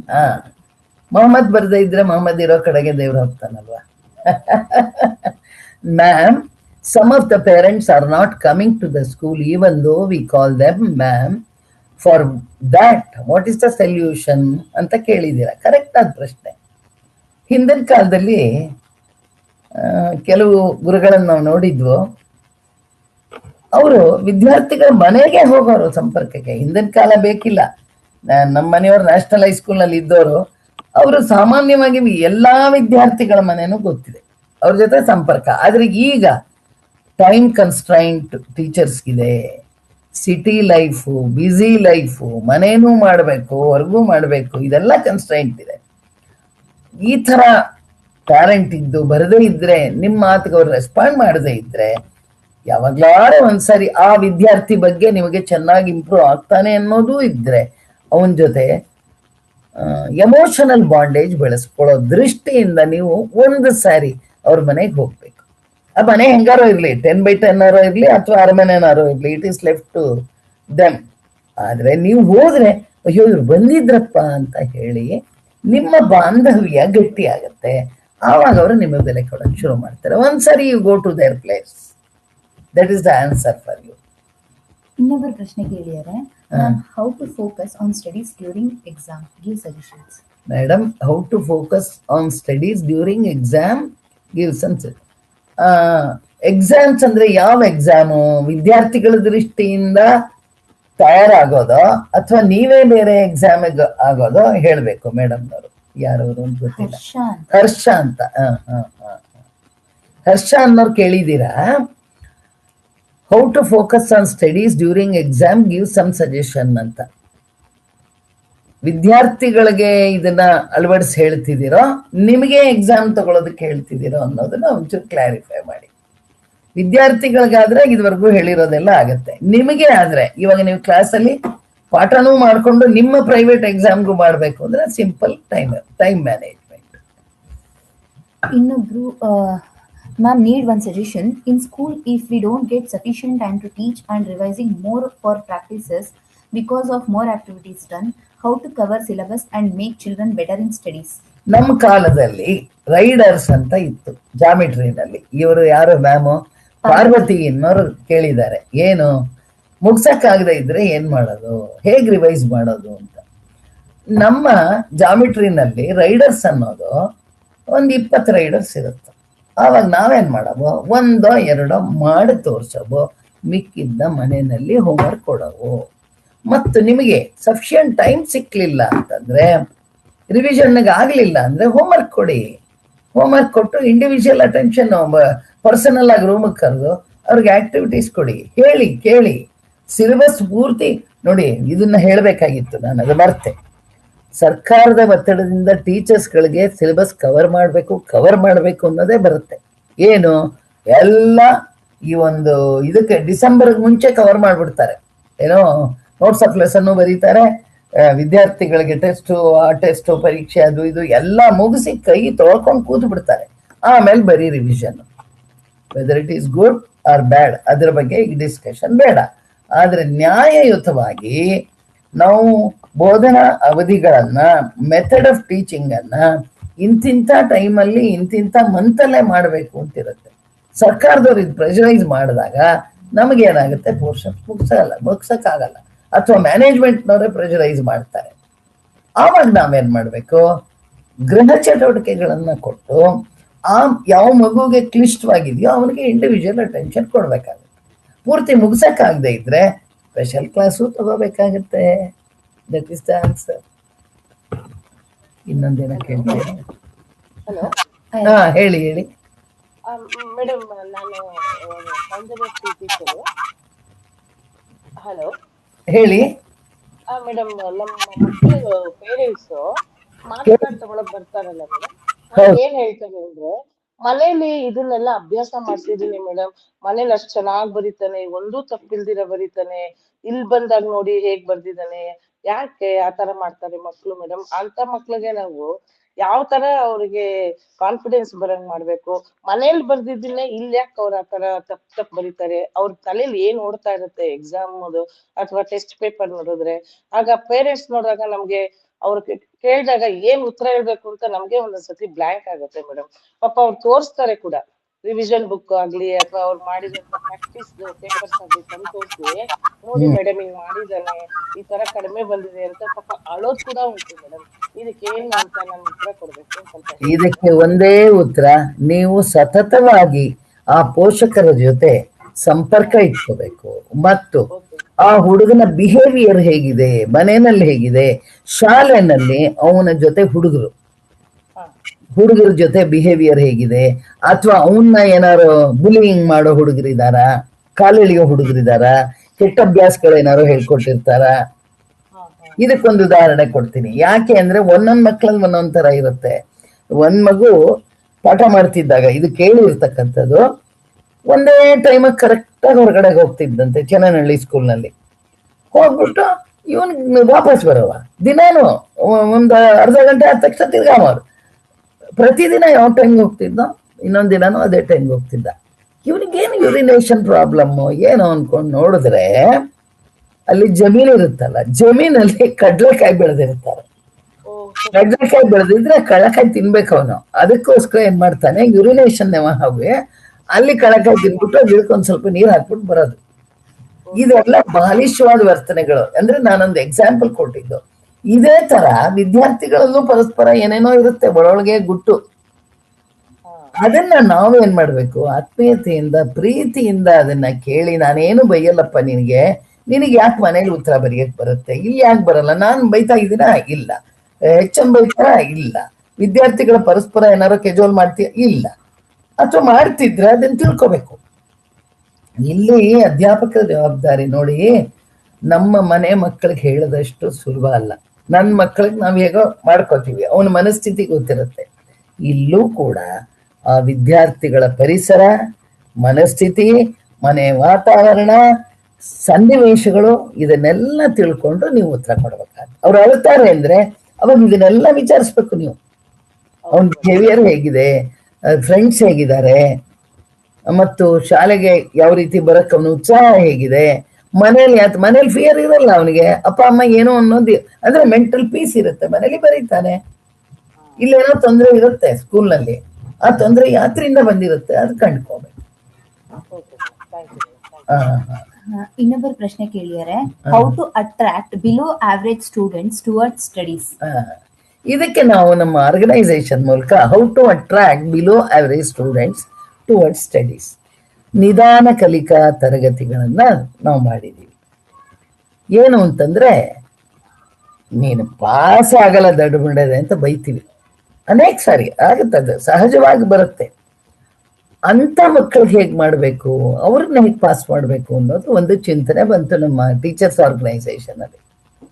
ಆವಾಗ ನಾವೇನ್ ಮಾಡಿದ್ವು, AB ಪಟ್ಟಿಗಳು, 1 ನಂಬರು 2 ನಂಬರು ಸುಲಭವಾಗಿ ಆನ್ಸರ್ ತಗೊಳ್ಳೋದು. ಈ ಸಂಸ್ಕೃತದಲ್ಲಿ ಅನ್ಕೂ ಫಸ್ಟ್ ಕ್ಲಾಸ್ ಬೇಗ ಮಾರ್ಕ್ಸ್ ಬರುತ್ತೆ, ಗೊತ್ತಾಯ್ತಾ. ಮ್ಯಾಥ್ಸ್ ಅಲ್ಲೂ ಅಷ್ಟೇ, ಸುಲಭವಾಗಿ 1 ನಂಬರ್ ತಗೊಳ್ಳೋದು, ಫಿಲಪ್ ದ ಬ್ಲಾಂಕ್ಸು, AB ಪಟ್ಟಿ, ಕನ್ಸ್ಟ್ರಕ್ಷನ್ ಇನ್ ಜಾಮೆಟ್ರಿ, ಗ್ರಾಫ್, ಆಮೇಲೆ ಇದು ಮಾಡ್ತೀವಲ್ಲ ಸ್ಟ್ಯಾಟಿಸ್ಟಿಕ್ಸ್, ಸ್ತಂಭರಕ್ಷೆ, ಈ ತರದ್ರಲ್ಲೆಲ್ಲ ಮಾರ್ಕ್ಸ್ ಸುಲಭವಾಗಿ ಗ್ರಾಬ್ ಮಾಡ್ಬೋದು, ಕಣ್ಣಿಗೆ ಕಾಣುತ್ತೆ, ಚಕ್ ಅಂತ ಉತ್ತರ ಕೊಡ್ಬೋದು. ಸೊ ಈ ತರದ್ದನ್ನ ನಾವು ಗುರುತಿಸಿ ಆ ಮಕ್ಕಳಿಗೆ ಸುಲಭವಾಗಿ 35 ಬರೋ ಹಂಗೆ ಮಾಡ್ಬೇಕು. ಗ್ರಾಮರಲ್ಲೂ ಅಷ್ಟೇ, ಇದು ಲ್ಯಾಂಗ್ವೇಜ್ ಅಲ್ಲಿ ಇದನ್ನೆಲ್ಲ ಲೋಮ, ಅನುಲೋಮ, ವಿಲೋಮ ಇದೆಲ್ಲ ಕೇಳ್ತಾರೆ. ಆಮೇಲೆ ಭಾಷೆಗೆ ಸಂಬಂಧಪಟ್ಟಂತ ಪ್ರಶ್ನೆಗಳು ಸುಲಭವಾಗಿರುವಂಥದ್ದು ಕೇಳ್ತಾರೆ. ಅವುಗಳಿಗೆ ಟಕ್ಕಂತ ಉತ್ತರ ಓಕೆ. ಯಾಕೆಂದ್ರೆ ರಿಟೆನ್ಷನ್ ಆಫ್ ಮೆಮೊರಿ ಕಡಿಮೆ ಇರುತ್ತೆ. ತುಂಬಾ ಉದ್ದಿನ ಸಾಲುಗಳು ಉತ್ತರ ಇದ್ರೆ ಅದು ಬರೆಯಕ್ಕಾಗಲ್ಲ. ಅಂತ ಸಂದರ್ಭದಲ್ಲಿ ನಾವು ನಿಧಾನ ಕಲಿಕಾ ವಿದ್ಯಾರ್ಥಿಗಳಿಗೆ 35% ಬರೋ ಹಂಗೆ, ಅಂದ್ರೆ 50ಕ್ಕೆ ಏನ್ ಮಾಡಿದ್ರೆ 35 ಬಂದೇ ಬರ್ತಾರೆ. ನಿಮ್ಗೆಲ್ರಿಗೂ ಗೊತ್ತಿದೆ, SSLC ನಲ್ಲಿ ಫೇಲ್ ಆದಂತಹ ವಿದ್ಯಾರ್ಥಿಗಳಿಗೆ ವಿತಿನ್ 15 days ಇನ್ನೊಂದು ಎಕ್ಸಾಮಿನೇಷನ್ ಇದೆ. ಸೋಮಶೇಖರ್ ಅನ್ನ ಮಿನಿಸ್ಟರ್ ಇರೋ ಕಾಲದಲ್ಲಿ ಮಾಡಿದ್ರದ್ನ. ಆವಾಗ ನಾವೇನ್ ಮಾಡಿದ್ವು, ಶಿಕ್ಷಕ ಸಂಘದ ಮೂಲಕ ತುಂಬಾ ಏನೋ ಉತ್ಕೃಷ್ಟವಾಗಿರೋ ಟೀಚರೇ ಬೇಕು ಅನ್ನೋದೇನಿಲ್ಲ, ಪಾಸ್ ಮಾಡಿ 50 ನಂಬರ್ ತಗೊಳ್ಳೋ ತರ ಟೀಚರು. ಇಂಥ ವಿದ್ಯಾರ್ಥಿಗಳಿಗೆ ಆ ಟೀಚರ್ಸ್ನ ನಾವು ಟ್ರೈನ್ ಮಾಡಬೇಕು. 35 ನಂಬರ್ ಬರೋ ತರ ಟೀಚರ್ಸ್ನು ಇದು ಮಾಡಿ ಅವ್ರ ಮೂಲಕ ಇವ್ರಿಗೆ ಅಭ್ಯಾಸ ಮಾಡಿಸಿದ್ರೆ 35 ನಂಬರ್ ಈಸಿಯಾಗಿ ತಗೋತಾರೆ. ಅಂಡ್ ಎಲ್ಲರೂ ಬಂದು ಸಿಹಿಗೆ ಜೇನ್ ಹೇಗ್ ಬರುತ್ತೋ ಹಾಗೆ ಆವ್ರೇಜ್ ಸ್ಟೂಡೆಂಟ್ಸು ಕೂಡ ಓದೋದ್ರಲ್ಲಿ ಆಸಕ್ತಿನ ಪಡಿತಾರೆ. ಇದು ನನ್ನ ಉತ್ತರ ಅಂತ. ಇನ್ನೊಂದು ಪ್ರಶ್ನೆ, ಸುಮಾ ಸಂತೋಷ್ ಅಂತ ಹೇಳಿ, some of the students will do very well in the tuition but not in school. Why is that ma'am? What shall we teachers do ma'am? It is nothing but individual attention tuition ಅಲ್ಲಿ ಕೊಡ್ತಾರೆ. ನಾವು ತರಗತಿನಲ್ಲಿ individual attention ಕೊಟ್ಟು ವಿದ್ಯಾರ್ಥಿಗಳನ್ನ ಪ್ರೀತಿಯಿಂದ ನೋಡಿದಾಗ ಖಂಡಿತ ಮಾಡ್ತಾರೆ. ಮತ್ತು we must also be well prepared in teaching. ಚೆನ್ನಾಗಿ ಮೆಥಡ್ ಆಫ್ ಟೀಚಿಂಗ್ ಬಗ್ಗೆ ನೋಡಿ, ಆವಾಗಲೇ ಚರ್ಚಿಲ್ದು ಹೇಳಿದೆ ನಾನು, ಏನೇ ಕೆಲಸ ಮಾಡಬೇಕಾದ್ರೂ ಪೂರ್ವ ತಯಾರಿ ಚೆನ್ನಾಗಾಗಬೇಕು. ಪೂರ್ವ ತಯಾರಿ ಆಗದೆ ಯಾವುದೇ ಕೆಲಸ ಫಲಪ್ರದವಾಗಲ್ಲ. So the only answer is the teacher should rise to the occasion and he or she should be very well prepared in method of teaching, and he or she must have the good relationship with the students. Definitely the students will improve in their studies. So much I can say.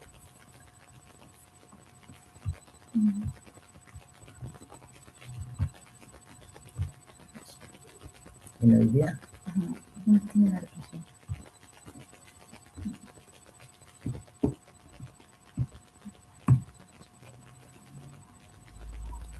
ಮತ್ತೆ ಇನ್ನೂ ಯಾರ್ದಾರು ಪ್ರಶ್ನೆಗಳಿದ್ರೆ ಕೇಳೋದಕ್ಕೆ ಅವಕಾಶ ಇದೆ. ಇನ್ನೇನಾರು ಕಷ್ಟ ಕಂಡು ಬಂದ್ರೆ, ಜವಾಬ್ದಾರಿಯನ್ನ ಶಿಕ್ಷಕರಾಗಿ ನಿರ್ವಹಿಸೋದು ಕಷ್ಟವಾಗ್ತಾ ಇದೆ, ಇಂಥ ಫೀಲ್ಡ್ ಅಲ್ಲಿ ಮ್ಯಾನೇಜ್ಮೆಂಟ್ ಕಡೆಯಿಂದ ಈ ರೀತಿ ಪ್ರಾಬ್ಲಮ್ ಇದೆ, ಸ್ಟೂಡೆಂಟ್ಸ್ನ ಫೇಸ್ ಮಾಡಕ್ ಕಷ್ಟ ಇದೆ, ಸ್ಟೂಡೆಂಟ್ಸೇ ತರಗತಿಯಲ್ಲಿ ತೊಂದರೆ ಕೊಡ್ತೀಯಾನೆ, ಈ ಥರದ್ದು ಏನೇ ಇದ್ರೂ ಪ್ರಶ್ನೆ ಕೇಳಬಹುದು. ನನ್ನ ಅನುಭವಕ್ಕೆ ತಕ್ಕಾಗಿ ಉತ್ತರ ಕೊಡ್ತೀನಿ.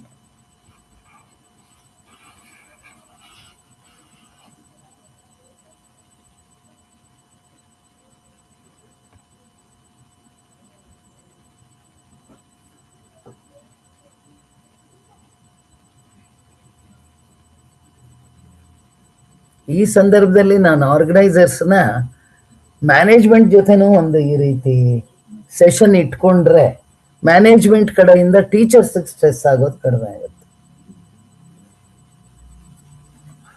S madam, noted. ಎಲ್ಲ ಶಿಕ್ಷಕರು ಬಹುಶಃ ಬಹಳ ಚೆನ್ನಾಗಿ ಇವತ್ತಿನ ಅವಧಿಯಲ್ಲಿ ಭಾಗವಹಿಸಿದ್ದಾರೆ. Varalakshmi, over to you. Thank you Seethalakshmi ma'am ತುಂಬಾ ಚೆನ್ನಾಗಿ ನೀವು ಇವತ್ತು ಸೆಷನ್ ಮಾಡಿದ್ರಿ. ನಮ್ಮ ಎಲ್ಲಾ ಶಿಕ್ಷಕರಿಗೂ ಕೂಡ ಇದರಿಂದ ಸುಮಾರು ಮಾಹಿತಿಗಳು ಅವ್ರಿಗೆ ತಲುಪಿದೆ. ಮತ್ತೆ ಅವ್ರಿಗೆ ಕೆಲವೊಂದು ಡೌಟ್ಗಳು ಈಗ ಶಿಕ್ಷಕರು ಪ್ರಶ್ನೆಗಳು ಕೇಳಿದ್ದಾರೆ, ಬೇರೆಲ್ಲ ಶಿಕ್ಷಕರು ಕೇಳದೆ ಇರ್ಬೋದು, ಆದ್ರೂ ಕೂಡ ಅವ್ರ ಪ್ರಶ್ನೆಗಳಿಗೆ ಈಗಾಗಲೇ ಉತ್ತರ ಸಿಕ್ಕಿದೆ ಅಂತ ಭಾವಿಸ್ತೀನಿ. Thank you ma'am. ನಿಮ್ಗೆ ಯೂತ್ ಫಾರ್ ಸೇವಾ ಮತ್ತೆ ಹೆಡ್ ಸಂಸ್ಥೆ ಕಡೆಯಿಂದ ಧನ್ಯವಾದಗಳು. ಜೊತೆಗೆ ಇದು ರೆಕಾರ್ಡ್ ಆಗಿದೆ ಸೆಷನ್. ಸೊ ನಾವು ಖಂಡಿತ ಸೋಮವಾರ ಮಂಡೇ ನಾವು ಇದನ್ನ ಯೂಟ್ಯೂಬ್ಗೆ ಅಪ್ಲೋಡ್ ಮಾಡ್ತೀನಿ, ಮತ್ತೆ ಟೀಚರ್ಸ್ ಗ್ರೂಪ್ಗೂ ಶೇರ್ ಮಾಡ್ತೀನಿ. ಪರಿಮಳಜಿ ನಿಮ್ಗೂ ಕೂಡ ಶೇರ್ ಮಾಡ್ತೀನಿ. ಥ್ಯಾಂಕ್ ಯು ಪರಿಮಳಜಿ, ಇಂಥ ಒಳ್ಳೆ ರಿಸೋರ್ಸ್ ಪರ್ಸನ್ ನಮ್ಗೆ ಮತ್ತೆ ನಮ್ಮ ಟೀಚರ್ಸ್ಗೆ ಸಜೆಸ್ಟ್ ಮಾಡಿದ್ದಕ್ಕೆ ಮತ್ತೆ ಇವತ್ತಿನ ಸೆಷನ್ ಮಾಡಿದ್ದಕ್ಕೆ ಎಲ್ರಿಗೂ ಕೂಡ ಧನ್ಯವಾದಗಳು. ಯಾರೆಲ್ಲ ಶಿಕ್ಷಕರು ಇವತ್ತು ಜಾಯ್ನ್ ಆಗಿದ್ರೋ ಇದರಿಂದ ತುಂಬಾ ಅನುಕೂಲ ಆಗುತ್ತೆ ಅಂತ ಭಾವಿಸ್ತೀನಿ. ಮತ್ತೆ ನಿಮ್ಗೂ ಕೂಡ ಥ್ಯಾಂಕ್ ಯು, ಧನ್ಯವಾದಗಳು ಎಲ್ರಿಗೂ ಕೂಡ. ಇವತ್ತಿನ ಸೆಷನ್ ನಾವು ಎಂಡ್ ಮಾಡ್ತಿದೀವಿ. ನಮಸ್ಕಾರ, ಧನ್ಯವಾದಗಳು. ಮಾತು ತುಂಬಾ ಹೇಳ್ತಾ ಇದ್ದೀನಿ. ಹೇಳಿ ಮ್ಯಾಮ್. ಏನು ಅಂದ್ರೆ ನಮ್ ಫೀಲ್ಡ್ ಟೀಚಿಂಗ್ ಟೀಚರ್ಸ್ ಅಸೋಸಿಯೇಷನ್ ಅಲ್ಲಿ ನಾವು ಮಾಡ್ತಿದ್ದ ಕೆಲಸವೇ ಇದು. ಇನ್ನೂ ಒಂದು ಅಹೆಡ್ ಮೂಲಕ ಮ್ಯಾನೇಜ್ಮೆಂಟ್ ಕಡೆಗೆ ಒಂದು ಸೆಷನ್ ಇಟ್ಕೋಬಹುದು. ಪರೀಕ್ಷೆದೇ ಅಲ್ಲದೆ ಸಬ್ಜೆಕ್ಟ್ ಓರಿಯೆಂಟೇಶನ್ ಸೆಷನ್ಸ್ ಇಟ್ಕೊಂಡ್ರೆ ಅದ್ರ ಕೆಲಸ ಜಾಸ್ತಿ ಆಗುತ್ತೆ. ಪರಿಮಳ ಅವರೇ, ನನಗೆ ಅರ್ಥವಾಗುತ್ತೆ. But resource person in each individual subjects ಕೊಟ್ಟಾಗ the quality of the teaching will be improved. If the quality improves, naturally the teaching will be effective, and as a result the examination fear will also be reduced. So ಈ ಒಂದು ಅವಕಾಶ ಕೊಟ್ಟಿದ್ದಕ್ಕೆ ahead ಸಂಸ್ಥೆಯವರಿಗೆ ವೈಯಕ್ತಿಕವಾಗಿ, ಇಲ್ಲಿ ಕಾರ್ಯಕರ್ತರುಗಳಿಗೆಲ್ಲ ಹೆಸರು ನನಗೆ ಅಷ್ಟು ಗೊತ್ತಿಲ್ಲ, ಕಾವ್ಯ ಮತ್ತು ರಾಧಾ, ಇನ್ನೊಬ್ರು ಯಾರೋ ಗೊತ್ತಿಲ್ಲ, ಮತ್ತು ಪರಿಮಳ ಕೂಡ ನಾನು ಧನ್ಯವಾದಗಳು. ವರಲಕ್ಷ್ಮಿ YSS ಕಡೆಯಿಂದ ವರಲಕ್ಷ್ಮಿ, ಎಲ್ಲದಕ್ಕಿಂತ ಮುಖ್ಯವಾಗಿ ಇದೆಲ್ಲರ ಆರ್ಗನೈಸರ್ ಆಗಿರ್ತಕ್ಕಂಥ ವೆಂಕಟೇಶ್ ಮೂರ್ತಿ ಅವ್ರಿಗೂ ಕೂಡ ಧನ್ಯವಾದಗಳು. ಅವ್ರಿಲ್ವಾ ಇದ್ರಲ್ಲಿ? ಎನಿಹೌ ಪರಿಮಳಗೆ ಧನ್ಯವಾದಗಳು. ಭಾಗವಹಿಸಿರ್ತಕ್ಕಂಥ ಟೀಚರ್ಸ್ಗೂ ಧನ್ಯವಾದಗಳು. ಧನ್ಯವಾದಗಳು ಎಲ್ಲ ಶಿಕ್ಷಕರಿಗೂ ಕೂಡ, ಯಾರೆಲ್ಲ ಭಾಗವಹಿಸಿದ್ರಿ. ಸೊ ರೆಕಾರ್ಡೆಡ್ ವಿಡಿಯೋ ಕೂಡ ನಿಮ್ಗೆ ಸಿಗುತ್ತೆ ಯೂಟ್ಯೂಬ್ ಅಲ್ಲಿ, ನಾವು ಕೂಡ ಶೇರ್ ಮಾಡ್ತೀವಿ.